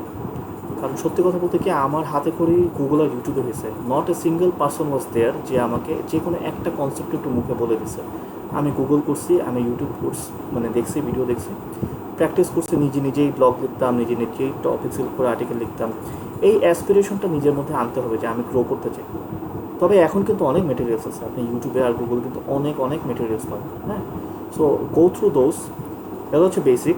আর পেইড কিছু কোর্সেস আছে, আমি বলবো না এগুলো খারাপ, definitely they are very good, but ওই যে ইউ হ্যাভ টু পে। আর পে করেও যে আপনি ভিডিও দেখেই যে শিখে ফেলবেন, একদম প্রো হয়ে যাবেন, ব্যাপারটা তাও না। অনেক ক্ষেত্রে আমরা আগ্রহ হারাই ফেলি। সো সব কিছুই থাকতে হবে, পেইড কিছু কোর্সও করবেন আর ফ্রি মেটেরিয়ালসগুলো গো থ্রু করবেন, প্লাস কথাবার্তা বলবেন, লিঙ্কডইনে অ্যাক্টিভ থাকবেন, সোশ্যাল মিডিয়াতে অ্যাক্টিভ থাকবেন, যে কী ক্যাম্পেইন করতেছে, কী ছবি করতেছে, ওই কোম্পানিটা কী করলো নতুন, দেখে তো ঈদে কী ধরনের ছবি আসলো, দেখি তো কন্টেন্ট আসলো। সো আগ্রহটা থাকতে হবে। এটাই হচ্ছে ডিজিটাল মার্কেটিংয়ে শেখা, মানে শেখার শুরু। ডিজিটাল মার্কেটিংয়ে কী ধরনের জব পাওয়া যায় কিছুটা আগের স্লাইডে অলরেডি বলেছি। সো এইগুলোই মেনলি। হ্যাঁ, ক্লায়েন্ট সার্ভিস আরেকটা পার্ট যেটা থাকে ডিজিটাল মার্কেটিংয়ে, যে আমার ক্লায়েন্ট ঠিক মতো জিনিসপত্র পাচ্ছে কিনা, ক্লায়েন্টের ব্রিফগুলো নিয়ে আমার ইনহাউস টিমের সাথে শেয়ার করা, কাজ ঠিক মতো হচ্ছে কিনা, এইগুলা ক্লায়েন্ট সার্ভিসের কাজ। সো এটা একটা job, client service executive, client service manager, এই পজিশনগুলো। তারপরে হচ্ছে ডিজিটাল মার্কেটিং, হ্যাঁ মোরলেস এগুলোই। কোথায় পাওয়া যায়? আচ্ছা, this is a very known fact, but অনেকে আমরা প্র্যাকটিস করি না। একটা সময় ছিল যখন বিডি জবসে একমাত্র সোর্স ছিল অনলাইনে জবের জন্য, আর অফলাইনে ছিল বিভিন্ন নিউজ পেপারের জব সেকশনগুলো, ইত্তেফাক, ইনকেলাব, জনকণ্ঠ, এগুলো। এখন এগুলো কেউ পড়ে না। বিডি জবসে এখনও মানুষজন যাচ্ছে, and still BD jobs is one of the biggest platforms. But এটার পাশাপাশি if you want to be smart, if you want to be a smart digital marketer or smart professional, you have to be active in LinkedIn. আমাদের এই বয়সে আমাদের 100% attention ফেসবুকে দেওয়া কিন্তু উচিত না। 50% অ্যাটেনশন আপনি সোশ্যাল লাইফে দেন, বাট বাকি 50% অ্যাটেনশন আপনি লিঙ্কডইনে দেন। যদি আপনি আপনার ক্যারিয়ারে গ্রোথ চান, আপনি অ্যাকচুয়ালিও কাজ করতে চান, আপনি বড় হতে চান, লাইক একজন কোম্পানি বস হতে চান, লিঙ্কডইনে হচ্ছে ভালো জবগুলো আছে। এমন অনেক জব যেগুলো আপনি বিডি জবসে পাবেন না, আপনি লিঙ্কডইনে পাবেন। এমএনসিগুলো যেই জবগুলো অফার করছে, বড় কোম্পানিগুলো যে জবগুলো অফার করছে, বড় এজেন্সিসগুলো যে জবগুলো অফার করছে। ফর এক্সাম্পল, আপনি ইউনিলিভারের কয়টা জব বিডি জবসে দেখছেন? একটাও না। আপনি নেসলে বাংলাদেশে কয়টা জব বিডি জবসে দেখছেন? হাতে গোনা 100টার মধ্যে 2টা। বাট এগুলো সব আপনি পাবেন লিঙ্কডইনে, এগুলো সব আপনি পাবেন ওদের সোশ্যাল মিডিয়া পেজে বা ওদের ওয়েবসাইটে, ওদের যে ক্যারিয়ার সেকশন আছে ওইখানে। এখন তো চয়েস ইজ ইয়োর্স, আপনি কী চান? আপনি কোনো একটা নাম না জানা কোম্পানির এক্সিকিউটিভ হিসাবে 15 বছর কাজ করতে চান, তাহলে go to BD jobs, go to Ittefaq, Inqilab. Or আপনি অ্যাকচুয়ালি কোনো বড় এমএনসিস বা বাংলাদেশে কোনো বড় জায়েন্ট যে কোনো ইন্ডাস্ট্রি আপনি কাজ করতে চান, মেঘনা group, Jamuna group, Bashundhara, Unilever, Nestle, BAT, Pran, আইফেল, anything, they are high paying jobs. These companies offer high paying jobs. They offer a good lifestyle, অনেক বেনিফিটস। এই জন্য মানুষ কারাকারি করে এই জবগুলোর জন্য, বাট এই জবগুলো আপনি সব কিন্তু ভিডিওসে পাবেন না। So please be active in LinkedIn. আমি আরেকটা লেকচার নিব শুধুমাত্র সিভি ফরম্যাটিং, লিঙ্কডইনে কীভাবে প্রোফাইল বানাইতে হয়, সাজাইতে হয়, অ্যান্ড কীভাবে জবগুলোর জন্য অ্যাপ্লাই করতে হয় যেন ইন্টারভিউ কল পাই আমরা। এটা অনেক বড় একটা চ্যালেঞ্জ, এটা নিয়ে একটা সেশন হবে। আচ্ছা, সো জবগুলো আপনারা এইসব জায়গায় পাবেন। এটার পাশাপাশি ফেসবুকে অনেকগুলো জব গ্রুপ আছে, গত বছর পর্যন্ত লাইক করোনার আগ পর্যন্ত বেশি অ্যাক্টিভ ছিল, এখন একটু কমে আসছে, I don't no Y. But এখন জব গ্রুপগুলোতে খুব একটা হাই পেইং বা খুব এক্সক্লুসিভ জব পোস্ট হয় না, বেসিক জব পোস্ট হয়, খুব কমন কিছু জব পোস্ট হয়, but still you will find a lot of jobs there, like vacancy announcement, BD, career hub, এরকম আরও অনেক ফেসবুক গ্রুপ আছে। স্যালারি স্ট্রাকচার কেমন হয়? আচ্ছা, স্যালারিটা না মানে বাংলাদেশে কোনো স্ট্রাকচার্ড ফ্রেমওয়ার্ক নেই, আগেও বলছি, কাজেরও যেমন নেই, স্যালারিরও তেমন নেই। একটা পজিশন ধরেন ডিজিটাল মার্কেটিং এক্সিকিউটিভ, এই পজিশনে এক কোম্পানি 1 লাখ টাকা অফার করে এমনও আছে, এক্সিকিউটিভ পজিশন। আবার এমনও আছে 5,000 টাকা অফার করতেছে, which is kind of salary of an intern. So as there is no framework, এই একটা প্রবলেম আমাদের ফেস করতে হয়। বাট আমি স্ট্যান্ডার্ড ইন্ডাস্ট্রি প্র্যাকটিসটা বলতে পারি এখন যেটা মোটামুটি চলছে। ফর এক্সাম্পল, আমি যদি অর্গানাইজেশনাল হায়ারার্কিটা একটু চিন্তা করি, যে স্টার্ট হয় ফ্রম এন ইন্টার্ন, তারপরে executive, senior executive, assistant manager or manager, deputy manager or general manager, head of department, then হচ্ছে কী হতে পারে, ভিপি, এভিপি, সিইও, এই তো মোটামুটি এরকম থাকে। আরও মাঝে কিছু পজিশনস ক্রিয়েট হতে পারে ডিপেন্ডিং অন দ্য কোম্পানি।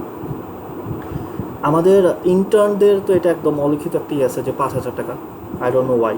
এমনও আমি দেখেছি যে ফ্রি ইন্টার্নশিপ করবা, কোনো টাকা দিব না, কাজ করে যাবো। আবার এমনও আছে যে as an intern they are getting 10,000, 15,000 or 20,000, এমএনসিগুলোতে ইউজুয়ালি যেটা হয়। সো এক্সিকিউটিভ, বাংলাদেশি কোম্পানি, ছোট বড় মাঝারি, executive jobs salary structure starts from 10,000 to around sky is the limit, but আমি বলবো 25 to 30 বাংলাদেশি যেটা কারেন্ট প্র্যাকটিস। এখন if you are getting more as an executive then it's good, you have found a very good company. But average salary structure হচ্ছে এটা for executives. For senior executives এরকম 15 to 20 থেকে start করে 30, 35, 40, and এইভাবে 5, 10, 15 করে আস্তে আস্তে বাড়ে, ঠিক আছে। এমনও আছে কোনো কোম্পানির manager he is getting 2 lakhs or 3 lakhs, আবার কোনো কোম্পানির manager he is getting 30,000 or 40,000, একই ইন্ডাস্ট্রি, দুইটা ডিফারেন্ট কোম্পানি। সো এটা আসলে কোনো মানে গদ বাঁধা কোনো স্কেল নেই। It depends on the companies position, brand position, it depends on the companies revenue structure, company কতটা বড়, কত রেভিনিউ আর্ন করে, অর্গানাইজেশনাল কালচার কীরকম, অ্যান্ড আপনি কীরকম নেগোশিয়েট করতে পারেন। এমনও আছে স্যালারি স্ট্রাকচার দেওয়া হচ্ছে 30 থেকে 50,000 টাকা, but a candidate join with 75,000 টাকা because he was so good. Say around কত 80-90 মতো চাইছে, কোম্পানি স্টিল তাকে নেগোশিয়েট করে 75,000 লক করতে পারছে, বিকজ কোম্পানি জানে এই একটা লোক পুরা মানে নকশা চেঞ্জ করে দেবে এই কোম্পানি, অ্যান্ড ইভেনচুয়ালি তাই হয়। মানে এরা actually asset for companies. So আপনি যদি নেগোশিয়েট করতে পারেন, ইউ হ্যাভ দ্যাট এক্সপিরিয়েন্স, আর if you are that good, তাহলে স্কেল দেওয়া থাকলেও ডাজন্ট ম্যাটার, আপনি এর থেকেও বেশি নিতে পারবেন। আচ্ছা, ইন্টারভিউ প্যাটার্ন কেমন হয় এটা খুব তাড়াতাড়ি আমি বলি। বিগিনার যারা, তাদের জন্য খুব বেসিক কিছু টার্মিনোলজি জিজ্ঞেস করা হয়। আপনি ডিজিটাল মার্কেটিংয়ে কেন ক্যারিয়ার করতে চান, ডিজিটাল মার্কেটিং বলতে কী বুঝেন, এসইও মানে কি, এসএমএম মানে কি, ধরেন আপনাকে একটা প্রোডাক্ট দেওয়া হলো সেল করতে, আপনি এটা কীভাবে সেল করবেন, কোথায় কোথায় ক্যাম্পেইন দিবেন, ফেসবুকে কত ডলার এই পোস্টিং করবেন, খুব বেসিক কোয়েশ্চেন্স। দেন আপনি কীরকম এক্সপেক্ট করতেছেন, এটা হচ্ছে এক্সিকিউটিভ লেভেলে ইউজুয়ালি এই ধরনের কোয়েশ্চেনগুলো করা হয়। ম্যানেজার লেভেল বা মিড ম্যানেজার বা মিড লেভেলগুলোতে যে কোয়েশ্চেনগুলো করা হয়, আপনি কেন আপনার প্রিভিয়াস কোম্পানি থেকে সুইচ করতে চাচ্ছেন, এটা দিয়ে শুরু করে মাশাআল্লাহ। এইখানে একটু টেকনিক্যালি অ্যান্সার করতে হয়, এটা আমি আমার নেক্সট ইয়েতে বলবো। এটার পাশাপাশি আপনি আগামী 5 বছরে নিজেকে কই দেখতে চান, আপনি একজন ম্যানেজার, সো আপনি মানে আপনার ক্যাপাবিলিটিস বা কী কী রেসপন্সিবিলিটিস আপনি হ্যান্ডেল করে আসছেন আপনার প্রিভিয়াস জবগুলোতে, আমাদের এখানে এই কাজ আপনি এগুলো করতে পারবেন কি না, আপনার স্ট্র্যাটেজিটা কীরকম, আপনি কী সাজেস্ট করতেছেন ফর আওয়ার গ্রোথ এনে, এই ধরনের কোশ্চেনগুলো করা হয়। টপ ম্যানেজমেন্টে আসলে আমি নিজেও এখনও যাইনি, সো আমি খুব ক্লিয়ার ধারণা আপনাদেরকে দিতে পারবো না। তবে এতটুকু আমি বলতে পারি যে top management is not about showing performance, rather top management is all about showing the face value. বড় কোম্পানিগুলোতে আপনারা দেখবেন খুব ইন্ডাস্ট্রি নোন পার্সোনালদেরকেই কিন্তু হায়ার করা হয়, মানে জাস্ট ইচ্ছা হলে একজনকে সিইও বানায় দিলাম, it doesn't work like that. যে একটা বড় কোম্পানির সিইও বা এমডি হয়, তার নেটওয়ার্কিং বা তার পোর্টফোলিও ইজ ভেরি স্ট্রং। এদেরকে কোম্পানি হায়ারই করে হচ্ছে তাদের ওভারঅল বিজনেস গ্রোথের জন্য, ওভারঅল স্ট্র্যাটেজিক গ্রোথের জন্য, বা নতুন কোনো স্ট্র্যাটেজি ইমপ্লিমেন্টেশনের জন্য। অ্যান্ড এক্স্যাক্টলি কী কী কোশ্চেন করা হয় এটা ইনশাল্লাহ আমরা নিজেরাই জানতে পারবো। আচ্ছা, অ্যাপ্লাই করা কারেন্ট প্রসিডিওর তেমন কিছুই না, জাস্ট আমরা একটু পলিশড ওয়েতে অ্যাপ্লাই করব। এখনকার জবগুলোতে উচিত একটা পলিশড সিভি বা রেজুমে 1 থেকে 2 পাতা, not more then that, for up to manager level. ম্যানেজারের বেশি হয়ে গেলে আপনার রেসপন্সিবিলিটি বেশি থাকবে, তখন 2-3 পাতা 3-4 পাতা হতে পারে। সো একটা proper polished CV, please not in Word document, unless কেউ ওয়ার্ড ডকুমেন্টে বা ওয়ার্ড ফর্মেটে চাচ্ছে, আপনারা প্লিজ ওয়ার্ডে সিভি দিবেন না, পিডিএফ দিবেন always. It's a current industry practice, but অনেক কোম্পানি চায় একটু ব্যাঙ্কিং বা এই ধরনের ফিনান্সিয়াল সেক্টরগুলো ওয়ার্ডে চায়, I don't no Y, but ওরা চাইলেই দিবেন, আদারওয়াইজ পিডিএফ। কারণ ওয়ার্ডে দিলে it's creates a bad impression. এখন বিশেষ করে এজেন্সি, মার্কেটিং, এইসব লাইনে, হ্যাঁ, দে থিঙ্ক যে না আপনি আপ টু ডেট না। If you are not up to date as a person, আপনি তো up to date methods use করতে পারবেন না আপনার কাজে, তখন তারা আপনাকে ডাকবেই না। সো ইন্টারভিউতে কল না পাওয়ার এটা একটা বড় রিজন। ওয়ার্ড ফরম্যাটে পুরান আমলের সিভি দেওয়া, পিডিএফ দিবেন, একটু টাইপোগ্রাফি থাকবে, একটু মানে ক্রোনোলজিক্যালি সিনক্রোনাইজ থাকবে, একটু আইকনস অ্যান্ড ফন্টস ইউজ করা হবে, সুন্দর দেখতে ভালো লাগবে, স্মার্ট লাগবে। আমি একটা এক্সাম্পল দিব না ক্লাসে। এটার সাথে কাভার লেটার, এই জিনিসটা বলে, কাভার লেটারেরও ফরম্যাট আছে, এটাও আমি দেখাবো। এটা কিছুই না, আপনি যে ইমেল করবেন, ম্যাক্সিমাম ক্ষেত্রে যেটা করে পোলাপান, যে সিভি অ্যাটাচ করে দেয়, please find my CV, that's it. আমি অ্যাজ এ রিক্রুটার আমি অনেক সিভি স্ক্রিনিং করছি, ট্রাস্ট মি, আমি এগুলো ফালাই দিই। সিভি যত ভালোই হোক আমি এগুলো ফালাই দিই, আই ডোন্ট কেয়ার। কারণ ইট শোজ যে আপনি ডেডিকেটেডই না। আপনি একটা জায়গায় অ্যাপ্লাই করতেছেন, আপনি 5 মিনিটও সময় দিতে পারবেন না, অন্য একটা ইমেল আপনি ফরওয়ার্ড করে দিচ্ছেন যেখানে আপনার সিভি আছে। নো, আপনি যদি এগুলো করেন, গ্যারেন্টিড থাকেন আপনি এইসব জায়গা থেকে ডাক পাবেন না। পাবেন তো নাই, আপনি ব্ল্যাক লিস্টেড হবেন এইসব কোম্পানিতে ফর ফিউচার। এটা হয়, ট্রাস্ট মি, এটা হয়। আপনারা মনে করতে পারেন যে কী ব্যাপার, ডাক পাচ্ছি না কেন, these might be the reasons. So write a cover letter, এটা একটা ওয়ার্ড ডকুমেন্টও হতে পারে, অথবা ইমেলের বডিতেও হতে পারে। For example, dear concern, I am অমুক, I am very interested to apply in this position. I have seen this circular here, যেখানে দেখে থাকেন। So please find my attached resume and if you have any question এই answer. এটা হচ্ছে খুব short, but এতটা short দিবেন না। আপনি যদি ওয়ার্ডে আলাদা করে কোনো কভার লেটার না দেন, তাহলে আপনি একটু ব্যাখ্যা করবেন যে কেন তারা আপনাকে কনসিডার করবে। এটা তো আপনার সিভিতে ওইভাবে লেখা থাকবে না বর্ণনা হিসাবে, খালি পয়েন্ট দেওয়া থাকবে। আপনি তখন বলবেন যে আমি অমুক কোম্পানিতে আছি, আমি এত বছর এক্সপিরিয়েন্স আছে, আমি এই কোম্পানির কাজ করছি, বা এই ধরনের কাজ আমি পারি, আমার এই ধরনের স্কিলস আছে, এই জিনিসগুলো আপনি ইমেলের বডিতেই তখন লিখে দেবেন। দিয়ে লাস্টে বলবেন যে I have attached my resume for your kind consideration. If you have any further question please reach out to me, I will be waiting for your response. এই ধরনের কিছু একটা আমি ফর্মেট দেখাই দিব। সো এইটা করলে হবে কি, the recruiter they will understand যে actually you are a dedicated person, আপনি এই অ্যাপ্লাই করার পেছনে সময় দিচ্ছেন, তার মানে you are actually want this job. আপনি যখন ডাক পাবেন, হ্যাঁ, যদি আপনার সিভি ভালো হয়, এক্সপিরিয়েন্স থাকে, ওই জবের সাথে যায়, ডেফিনেটলি আপনি তখন ডাক পাবেন। সো এই জিনিসগুলো। আর যারা কপি রাইটিং অ্যাপ্লাই করবেন, বা যারা গ্রাফিক ডিজাইনিং অ্যাপ্লাই করবেন, বা ডিজাইন আর্ট এগুলোতে অ্যাপ্লাই করবেন, তাদের জন্য পোর্টফোলিও। কারণ আমি আমার এজেন্সিতে কখনো ক্রিয়েটিভ পিপল পোর্টফোলিও না দেখে নেই না। একজন কপিরাইটার এসে বললো আমার 5 বছর এক্সপিরিয়েন্স আছে, কিসের বেসিসে আমি তাকে হায়ার করবো? এটার বেসিসে না। সে বলে যে আমি ইংলিশে কপি লিখতে পারি, বাংলা লিখতে পারি, আমি মিনিটে 50টা ওয়ার্ড লিখতে পারি, these are good qualifications, but আমি তাকে এটা দেখে নিব না। আমি দেখবো সে কী ধরনের লেখা পারে, তাকে তার পোর্টফোলিও শেয়ার করতে হবে যে সে কী ধরনের কন্টেন্ট বা কপি লিখে আসছে। ডিজাইনিংয়ের ক্ষেত্রেও সেম, পোর্টফোলিও শেয়ার করতে হবে কী ধরনের ডিজাইন সে করতে পারে, তার ক্যাপাবিলিটিস কত। ফ্রেশ গ্র্যাজুয়েট দুজন একসাথে গ্রাফিক ডিজাইনিংয়ের কোর্স করছে, 20,000 টাকার চাকরি, আর এখন আমি কাকে দেবো? একজনকে অফার করতে পারবো। একজনকে আমি দেখলাম সে যে ক্যানভা থেকে ফ্রি টেমপ্লেটে মানে বসায় ডিজাইন করে দিচ্ছে, লোগো করে দিচ্ছে। আরেকজনকে আমি দেখলাম হি অ্যাকচুয়ালি নোজ ইলাস্ট্রেটর কেশন আছে, যে অ্যাকচুয়ালি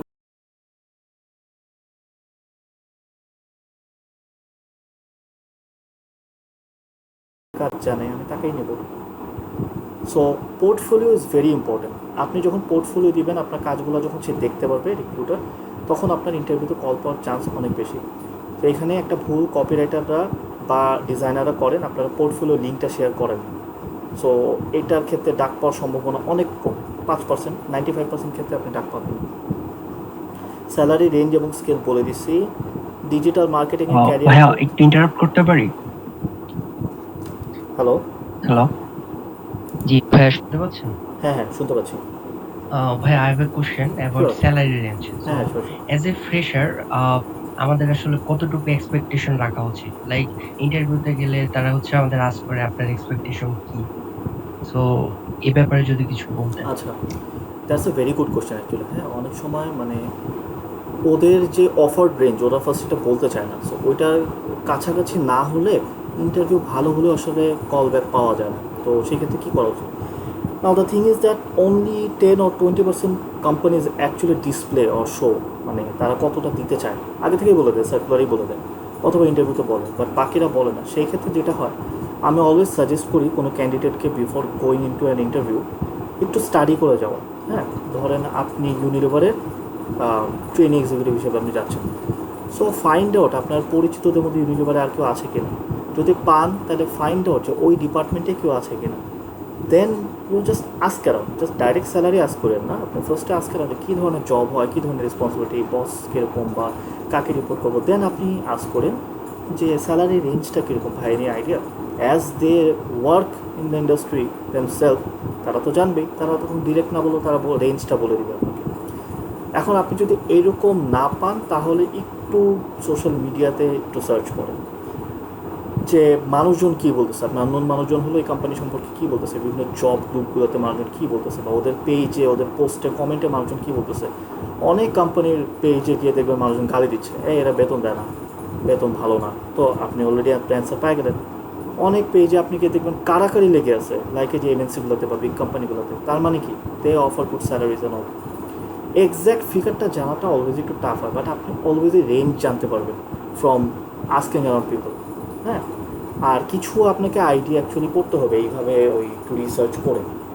ফর এক্সাম্পল, আমি মনে করি আপনি যদি একটা বড় এমএনসি থেকে কল পান ইন্টারভিউর জন্য, তার মানে আপনার মধ্যে কিছু না কিছু আছে যেটা দেখে তারা আপনাকে কল করছে। ওই কিছু না কিছুর মধ্যে এটাও পড়বে যে আপনার networking, you have good networking, you have good research skill. আপনি অলরেডি এগুলো একটা ধারণা নিয়ে যাচ্ছেন। সো আপনি অ্যাজ এন এক্সিকিউটিভ আপনি ইউনিলিভারে গিয়ে বলবেন না, ওরা আপনাকে এভাবে আস্ক করবে না যে হোয়াট টু এক্সপেক্ট, কারণ ওদের একটা প্যাকেজ অলরেডি আছে। অ্যান্ড ওদের যে প্যাকেজ আছে আমরা আস্ক করলেও আসলে এটা আস্ক করতাম না, আমরা আরও কম চাইতাম। ঠিক আছে, সো এটা হচ্ছে বড়ো কোম্পানিগুলোর ক্ষেত্রে। But what about mid level companies? So mid level কোম্পানির ক্ষেত্রে ওই যে ইউ হ্যাভ টু রিসার্চ। আর দ্য থিং ইজ দ্যাট এমন খুব কমই হয় যে কোম্পানি দিতে চাচ্ছে 30,000, বাট আপনি চেয়ে বসছেন 15,000। হয় ধরেন আমি ডেসপারেট ফর এ জব, অনেকদিন বসে আছি, আমার একটা জব লাগবে, সেই ক্ষেত্রে কোম্পানি হয়তো বেশি দিতে চাইতো, বাট আমি 15-20 বলে দিচ্ছি। এই ক্ষেত্রে দুইটা জিনিস হয়, বাঙালি তো একটু শয়তান, সে হয়তো দেখবে আপনাকে কমই পেয়ে যাচ্ছে, সে আপনাকে আর বেশি কিছু অফার করবে না। বাট অনেক ভালো কোম্পানি আসলেও আছে যারা তাদের স্যালারি স্ট্রাকচার অনুযায়ী আপনাকে অফার করবে। কেন? কারণ যখন আপনি জবে ঢুকে যাবেন, আপনি আপনার কলিগদের দেখবেন তারা একটা সার্টেন মানে রেঞ্জের স্যালারি পাচ্ছে, তখন আপনার প্রতিনিয়ত মনে হবে আল্লাহ আমি তো কম বলে ফেললাম, আপনার তখন কাজে মন বসবে না। এটা কোম্পানিও জানে, এটা ম্যানেজমেন্টও বোঝে, এই জন্য তারা তাদের স্ট্রাকচার অনুযায়ী অফার করবে। আর বাকিটা হচ্ছে কোম্পানির কী বলবো, মানে অ্যাজ এ কোম্পানি তার গ্রোথ কেমন। ধরেন ইউনিটেক্স একটা কোম্পানি, কথার কথা, ইটস এ আইটি কোম্পানি, ধরেন আপনি হয়তো নামও শোনেন নাই, খুব কষ্ট হয়তো 1-2জনকে পাইছেন যারা চাকরি করছিল কোনো এক সময়, অথবা তাও না। আপনি ওদের পেজে যান, আপনি ওদের ওয়েবসাইটে যান, আপনি ওদের কাজ দেখেন, দেন ওদের কাস্টমার যারা আছে বা যারা হইতে পারে, আপনি এরকম কাউকে পান কিনা একটু দেখেন। তারা কি কোম্পানি থেকে জিনিসপত্র কিনে কিনা বা এই কোম্পানির সাথে বিজনেস করে কিনা, তাদের পারসেপশনটা একটু বোঝার চেষ্টা করেন। আপনি যদি দেখেন হ্যাঁ আপনি কোম্পানির নাম শুনে নেন, আর এই কোম্পানি তার কনজিউমারদের কাছে বা কাস্টমারদের কাছে অনেক পপুলার, আর এটা তো অনেক ভালো কোম্পানি, অনেক বড় কোম্পানি, হ্যাঁ হ্যাঁ অনেক ইয়ে আছে, মানে প্রোডাক্ট ভালো, না ওদের সব কিছুই ভালো, তার মানে আপনি এটা বুঝবেন that company is a good company with good organisational culture, ওদের ভালো বিজনেস আছে, মানে ওদের টাকা আছে। So that means they can pay if they want, তারা ভালো অফার করতে পারে। সেই ক্ষেত্রে আমি আবারও বলি, ইন্ডাস্ট্রি প্র্যাকটিস কি আমি একটু আগে বললাম যে এক্সিকিউটিভদের জন্য 10,000 থেকে শুরু করে 30-40,000, আপনি একটু বেশি চান, আপনি তাকে একটা কাউন্টার কোয়েশ্চেন করতে পারেন যে আচ্ছা before I say my expectation can I know what other benefits I might get or I might enjoy. So ওরা যদি বলে যে হ্যাঁ আমাদের স্যালারির পাশাপাশি ট্রান্সপোর্টেশন ফেসিলিটি আছে বা ফুড অ্যান্ড মেডিকেল অ্যালাওয়েন্স এই ধরনের জিনিসগুলো আছে, সেই ক্ষেত্রে আপনি আইডিয়ালি হয়তো বা 20, 25, 30 চাইতে পারেন, কারণ আপনাকে তো স্যালারির বাইরে অনেক কিছু ওরা দিচ্ছে যেটার জন্য আপনার টাকা খরচ করতে হচ্ছে না। সো যদি টাকা খরচ করতে হইতো আপনাকে তো আরও বেড়ে যেত টাকাটা, রাইট, স্যালারি আরও বেড়ে যেত। সো যদি দেখেন যে কোনো কোম্পানি কিছুই অফার করতেছে না, জাস্ট স্যালারি, তখন আপনি বেসিক স্যালারিটাই একটু বাড়ায় চান। যেখানে আপনি 20 চাইতেন সেখানে আপনি 25 চান বা 30 চান, যেখানে 25 চাইতেন সেখানে 30 চান বা 35 চান। অলওয়েজ একটা জিনিস মাথায় রাখবেন, অ্যাটলিস্ট 20% আপনি হাতে ধরে রাখবেন নিগোসিয়েশনের জন্য। আপনি 20 চাইলে আপনাকে তারা 20 দিবে না, they would want to lock you within 12 or 15,000। But আপনি তখন 18তে জয়েন করার একটা মাইন্ডসেট নিয়ে যাবেন। সো আপনি যদি 18তে জয়েন করতে ইন্টারেস্টেড হন তাহলে আপনি 20 বলবেন বা 25 বলবেন। বাট আপনি যদি মনে করেন যে না আমার 25-এর কমে হবেই না, তখন আপনি ডেফিনেটলি 25 বলবেন, আপনি 30 বলবেন মিনিমাম, অথবা 35 বলবেন। ওকে, থ্যাংক ইউ ভাইয়া। আর কোনো কোশ্চেন এটা নিয়ে? না ভাইয়া, আমি একটু এজেন্সি সম্পর্কে জানতে চাচ্ছি। বেসিক্যালি আপনিও জানেন যে ফ্রেশারদের জন্য এজেন্সি হচ্ছে ডিজিটাল মার্কেটিং শেখার সবচেয়ে ভালো জায়গা। সো অ্যাজ এ ফ্রেশার, মানে আমি জুনিয়র মিডিয়া বায়ার আর জুনিয়র এক্সিকিউটিভ হিসাবে আমি কত এক্সপেক্ট করতে পারি? আচ্ছা, এজেন্সি দুই ধরনের আছে। একটা হচ্ছে একদম টপ টায়ার এজেন্সি যারা, আরেকটা হচ্ছে একদম মিড লেভেল এজেন্সি, মানে বাংলাদেশে এরকম 100-200 এজেন্সি তো আছে কম করে হলো, আর ছাতার মতো গজাচ্ছে ছোটো ছোটো এজেন্সি এরকম আর 1-1.5 হাজার আছে। সো ওইটা কনসিডার না করি। টপ টায়ার এজেন্সি বলতে আমি বলতে পারি এশিয়াটিক, গ্রে, ওয়েবিবল, ম্যাগনিটো, বিটোপি এরা। সো একদম ডিরেক্টলি যদি আমি বলি, এটা মিডিয়া বাইং না, ওদের স্ট্রাকচার মোটামুটি সব ডিপার্টমেন্টের জন্য সেম। এটা কপি হোক, আর্ট হোক, মিডিয়া বাইং হোক, ফ্যান সার্ভিস হোক, their executive salary starts from একদম মিনিমাম যদি আমি বলি 25, আদার্স সব বেনিফিট ছাড়া, to up until 35-40, not more than that. ঠিক আছে, এখন কোনো এজেন্সি আদার্স বেনিফিট বেশি দেয়, কোনো এজেন্সি আদার্স বেনিফিট একেবারেই দেয় না। এখন আমি আমার কোম্পানি যদি বলি, আমার কোম্পানি এক্সিকিউটিভ লেভেলের স্টার্টিং স্যালারি হয় around 30-35, not more than that. আর টু বি ভেরি অনেস্ট, এখন কারেন্ট প্র্যাকটিস অনুযায়ী for a beginner it's not a very bad salary, it's actually a good salary, it's actually very good salary একটা বাংলাদেশি কোম্পানির জন্য স্টার্টিংয়ে। কারণ এখন আমরা সবাই দেখতেছি 15,000, 20,000 জবে ছড়াছড়ি, এবং এই 15,000, 20,000 তারা সব চায়, তারা ডিজাইন চায়, তারা কপি চায়, তারা স্ট্র্যাটেজি চায় একজন এক্সিকিউটিভের কাছে, তাই না? তো সেই জায়গায় কিন্তু 25, 30 বা 35 is a very good salary range for a beginner. এখানে আরও একটা ব্যাপার আছে, অনেক বড় এজেন্সি একদম জুনিয়র যারা, তাদের সাথে একটা চান্স নেয় অনেক সময় বা নিতে চায়। ধরেন আপনার HR ব্যাকগ্রাউন্ড বিবিএতে, বাট আপনি মার্কেটিংয়ে আসছেন, আপনি ডিজিটাল মার্কেটিং এক্সিকিউটিভ হতে চান বা আপনি মিডিয়া বাইরে হতে চান, হইতেই পারেন। তারা তখন বলবে যে যেহেতু আপনি প্রিভিয়াস ব্যাকগ্রাউন্ড নাই মার্কেটিংয়ে বা আপনি এই ধরনের টেকনিক্যাল জিনিসগুলো জানেন না, তো আমরা তো আপনাকে কাজ শেখাবো, সেই ক্ষেত্রে আমরা আপনাকে 30 না, আমরা আপনাকে 20 অফার করতে চাচ্ছি, আপনি কি রাজি কিনা? এখন আপনার জায়গায় যদি এখানে আমি হইতাম, আর এটা যদি আমার ফার্স্ট জব হইতো, আর ইন্টারভিউটা যদি এশিয়াটিক বা গ্রেতে হইতো, আমি তাহলে রাজি হয়ে যেতাম। That's my opinion. আমি কেন রাজি হইতাম আমি বলতেছি। আমি হয়তো 5,000 টাকা কম পাচ্ছি যেটা আমি চাচ্ছিলাম তার থেকে, তো ওই 5,000 টাকা কম খরচ আমি করতে পারবো, আমার একটু কষ্ট হবে চলাফেরা, বাট বিনিময়ে যে অপরচুনিটিটা আমি পাবো এশিয়াটিক বা গ্রের মতো একটা কোম্পানিতে আমার ক্যারিয়ারটা স্টার্ট করা, আনবিলিভেবল, সিম্পলি আনবিলিভেবল। আপনি এমন একটা মানুষ দেখাইতে পারবেন না বাংলাদেশে যারা বিটোপি, এশিয়াটিক, ম্যাগনিটোতে ক্যারিয়ার স্টার্ট করে 5-6 বছর পরে খারাপ আছে। No, they are dominating the marketing industry, they are dominating the business industry, they are now working and মানে কী বলবো মানে বড় বড় টেলকোস আর এমএনসিগুলোতে তারা কাজ করতেছে। 2 বছর গ্রেতে ছিল, দেন সে ইউনিলিভারে ঢুকছে, ব্যাটে ঢুকছে, ডাবল স্যালারি নিয়ে। সো এইটা হচ্ছে আপনার ইনসেন্টিভ, ইকোনমিক্স আমরা ইনসেন্টিভ ওয়ার্ডটা বলছি, এটা হচ্ছে আপনার ইনসেন্টিভ যে 5,000 টাকা আমি ছেড়ে দিই আর একটু কমে করি, কেন করব? কাজ শেখার জন্য, এই অপরচুনিটিটা পাওয়ার জন্য। কারণ আমি যদি মানা করি এসেটিকের কাছে আর 100টা ক্যান্ডিডেট আছে, সো আমি কী করবো? Should I negotiate more, take the risk, or আমি ওই 5,000 টাকা ছেড়ে দিব, একটু কমই কাজ করবো? কারণ আপনার স্যালারি তো বাড়বে, ইউ উইল গেট প্রমোশন যদি আপনি সেম কোম্পানিতে থাকেন। If you can prove your worth, definitely আপনার প্রমোশন হবে, আপনার স্যালারি বাড়বে। যদি তাও না হয়, ধরেন আপনি 1 বছরে আপনার কোনো গ্রোথ হলো না, আপনার কোনো মানে ইনকাম বাড়লো না, স্যালারি বাড়লো না, কোনো প্রমোশন পাইলেন না, আপনি 1 বছর পর অন্য কোনো কোম্পানিতে সুইচ করেন না, যে কোনো জায়গায় আপনি কল পাবেন, because you have come from Asiatic আর ম্যাগনিটো। আপনার সিভিতে তারা প্রথমে এই নামটা দেখবে, আর কিছু জিজ্ঞেস করবে না। লিঙ্কডিনে আপনার এটা দেখবে, তারা কিছু জিজ্ঞেস করবে না, তারা ধরেই নেবে। যদুমধু কখনো এইসব জায়গায় চান্স পাবে না। You know something, you are a deserving candidate.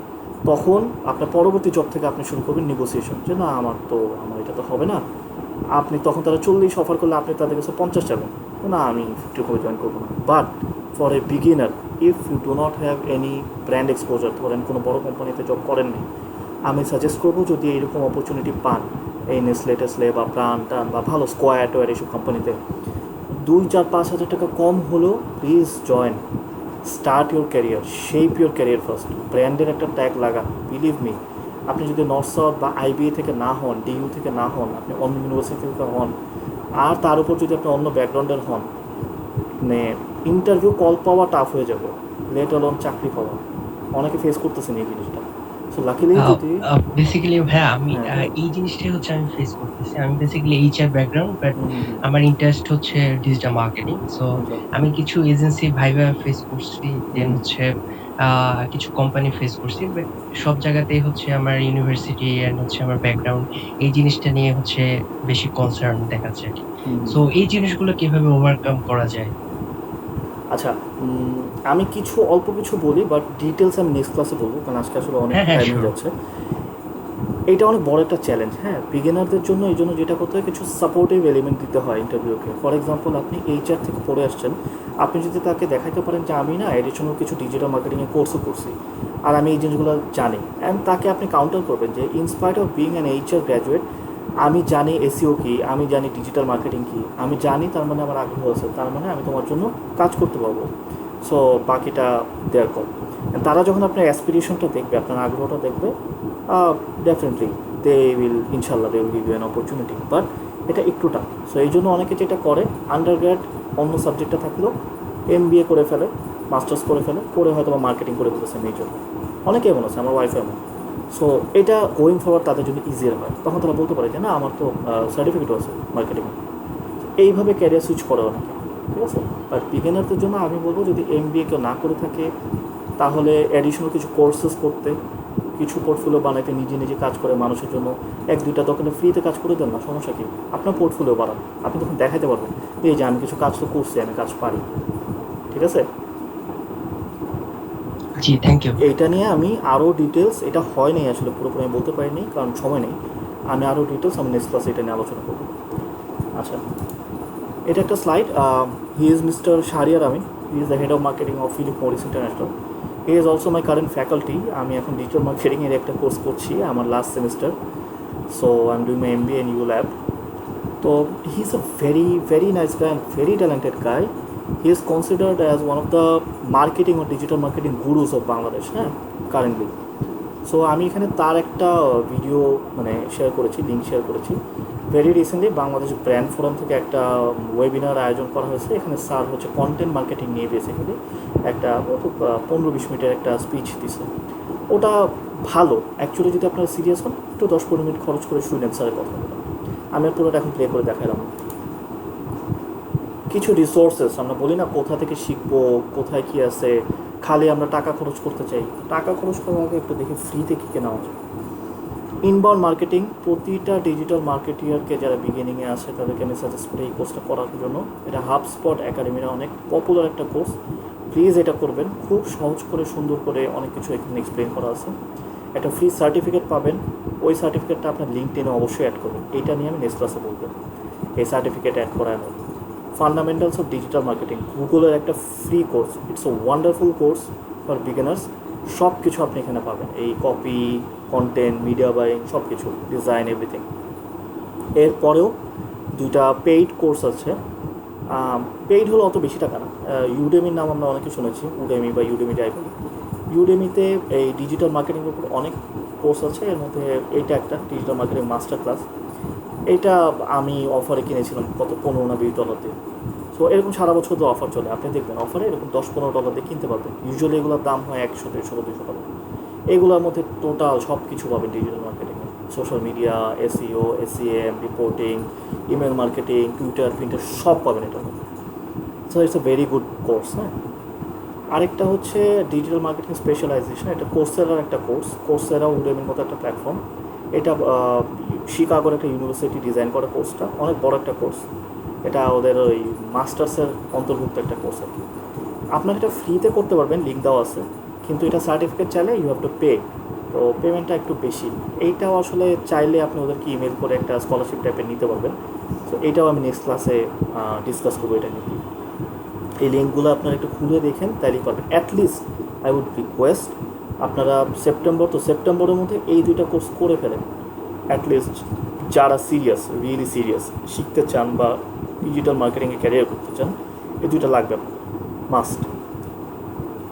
একটু জানতে চাচ্ছিলাম, হাবস্পটটা হচ্ছে, এটা দিয়ে তো মেইনলি সিআরএম যে সফটওয়্যারগুলো সেটা মেনটেন করা হয়, মার্কেটিংটাও কি এটা দিয়ে করা হয়? HubSpot is a platform. হ্যাঁ, আর হাবস্পট একাডেমিটা হচ্ছে ওদের লার্নিংয়ের জন্য একটা আলাদা প্ল্যাটফর্ম। সিআরএম দিয়েই আমরা মেনলি হাবস্পটকে চিনি, কন্টেন্ট ম্যানেজমেন্ট সিস্টেম হিসেবে আমরা হাবস্পটকে চিনি। বাট ওদের একাডেমিতে মেনলি হচ্ছে মার্কেটিংয়ের ইটস অ্যান্ড বিটস নিয়ে অনেক কোর্স আছে। ইনবাউন্ড মার্কেটিংটাই হচ্ছে ওইটাই, যে একটা মানে কোম্পানি তার যে পিলার্সগুলো থাকে, তার যে চ্যানেলসগুলো থাকে, ওইটাতে কীভাবে কন্টেন্ট প্ল্যান করতে পারবে, কীভাবে কন্টেন্ট পোস্ট করতে পারবে, এগুলো নিয়েই হচ্ছে বেসিক্যালি ইনবাউন্ড মার্কেটিং, যেটা ফ্রিতে অফার করতেছে। সিআরএম ওর সিএমএস যেটাই বলে, এটা হচ্ছে কমপ্লিটলি ডিফারেন্ট একটা tool of this HubSpot company. ঠিক আছে? আচ্ছা, আমরা মোটামুটি আমাদের লাস্টে চলে আসছি। আর কোনো কোশ্চেন কি কারো আছে?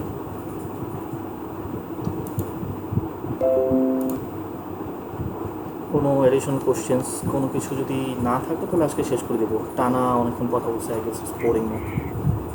না ভাই, it was great, অনেক কিছু জানতে পারলাম। And this was great. মোটামুটি question I just had a few যেরকম কন্টেন্ট বা কপি নিয়ে, তো ওটা তো was cleared out. Apart from that, media buying এর যেরকম ছোটখাটো একটা আইডিয়া থাকে, যেরকম অ্যাপ বেসড, বা আমরা যখন কোনো অ্যাপ ক্যাম্পেইন লঞ্চ করি, ওটা অনেকখানি আচ্ছা, that's like another chapter, media buying ওটা বিশাল। ওটা নিয়ে যখন আমি কাজ করতে যাই, I see there like DSP নিয়েও কাজ করতে হয়, আরো অনেক ভেন্ডার্স মানে অ্যাডেড থাকে। তো মিডিয়া বাইংটা মানে I'm still learning to be very honest, এখনো ভালো মতো। আমি কিন্তু বেসিক্যালি এটা আজকে আমার ইন্ট্রো লেকচার ছিল। হ্যাঁ, এই প্রতিটা অ্যাসপেক্ট নিয়ে, প্রতিটা টপিক নিয়ে আমার একটা ডিটেল থাকবে, স্লাইডও থাকবে, প্লাস ওটা নিয়ে আমি বলবো। তখন একদম ধরে ধরে আমি ওখানে পয়েন্ট আউট করে দেখাই দেবো মিডিয়া বাইংয়ের অবজেক্টিভগুলো, কীভাবে আমি টার্গেট মার্কেট সেট করবো, রিসার্চ করবো, ক্যাম্পেইন রান করবো, সবই ওখানে দেখা দেবো। সো হোপফুলি তখন সব ক্লিয়ার হয়ে যাবে। ওকে?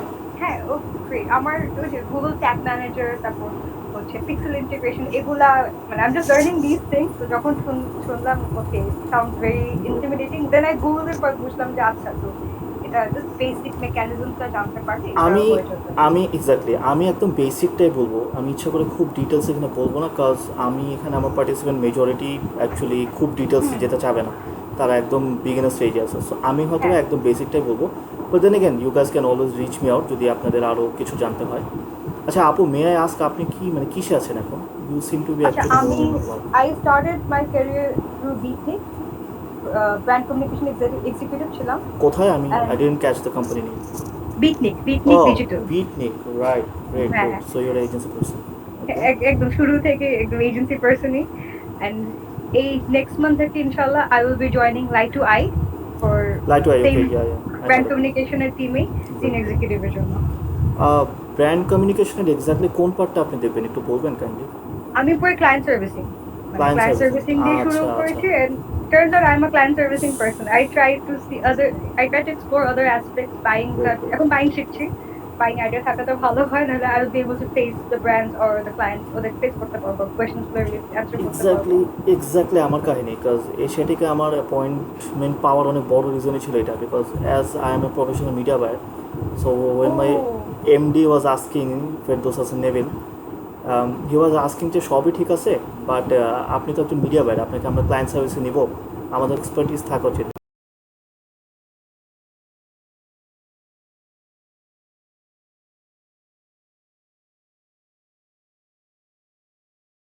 এক বা একাধিক জিনিস এক্সপার্টিস না হলেও বেসিক নলেজটা থাকা উচিত। সো যখন এমন সিচুয়েশন আসবে যে কোনো একটা campaign it's not performing, instead of running to my back end team, আমি ইনস্ট্যান্টলি আমার ক্লায়েন্টকে একটা রিপ্লাই দিতে পারবো, which not be a blow. এটা কোনো আজগুবি রিপ্লাই হবে না, এটা একদম মানে স্ট্র্যাটেজিক একটা রিপ্লাই হবে যে হ্যাঁ আপনার ক্যাম্পেইন রান হচ্ছে না ভালো, এটার রিজন হচ্ছে এইটা, এই। সো আমার ক্লায়েন্ট যে আমার সাথে কমিউনিকেট করবে, হি উইল অ্যাকচুয়ালি আন্ডারস্ট্যান্ড যে না এই লোকটা জানে কিছু, সো আন্দাজে কোনো অ্যান্সার সে দেয় নেই। অ্যান্ড এটা আমার টাইম অ্যান্ড রিসোর্সেস অনেক বাঁচাবে, হ্যাঁ, অ্যান্ড আমার ব্যাক এন্ড টিমের থেকে প্রেশার কমাবে, as well as I M providing an additional service to my agency and to my clients as well. So আমি মনে করি আমার জন্য এটা বেটার, মানে as a client service. It actually builds a good relationship with the client as well. Where ভাবে যে okay যে অ্যাকাউন্টটা দেখতেছে, he or she knows what they're doing. Exactly media বাইংটা এখনো শিখছি, গুগলটা, ফেসবুকটা আমি বলবো না যে আমি অনেক ভালো পারি, বিগিনার স্টেজে আছি, গুগলটা এখনো শিখছি। গুগলটা I still need little bit more time, উইকেন্ডে হচ্ছে পরে বসে গুগলটা একটু complex, but if you can grasp it, মানে আপনি খেলতে পারবেন, এটাই বলবো জাস্ট। হ্যাঁ এক্স্যাক্টলি, তো প্রচুর ইনফরমেশন, প্রচুর মানে সেগমেন্টেশন আছে। Exactly. So hopefully will get you in our next classes as well. ভালো লাগলো কথা বলে। ইনশাআল্লাহ। আচ্ছা, বাকিরা আপনাদের আর কোনো কিছু জানা থাকলে প্লিজ লেট মি নো। আপনারা আমাকে ফেসবুক বা লিঙ্কডইনেও রিচ আউট করতে পারেন, ইমেলও করতে পারেন। আদারওয়াইজ আজকের মতো তাহলে শেষ করি। Thank you everyone. আমি এই রেকর্ডিংটা আর এই স্লাইডটা গুগল ক্লাসরুমে দিয়ে দিচ্ছি। স্টিল কেউ যদি ক্লাসরুমে জয়েন না করে থাকেন, you can reach me out, আমি পাঠিয়ে দেবো। ঠিক আছে, থ্যাংকস আ লট ভাইয়া। ওকে, আল্লাহ হাফেজ এভরিওয়ান। আল্লাহ থ্যাংক ইউ হাফেজ। ভাইয়া।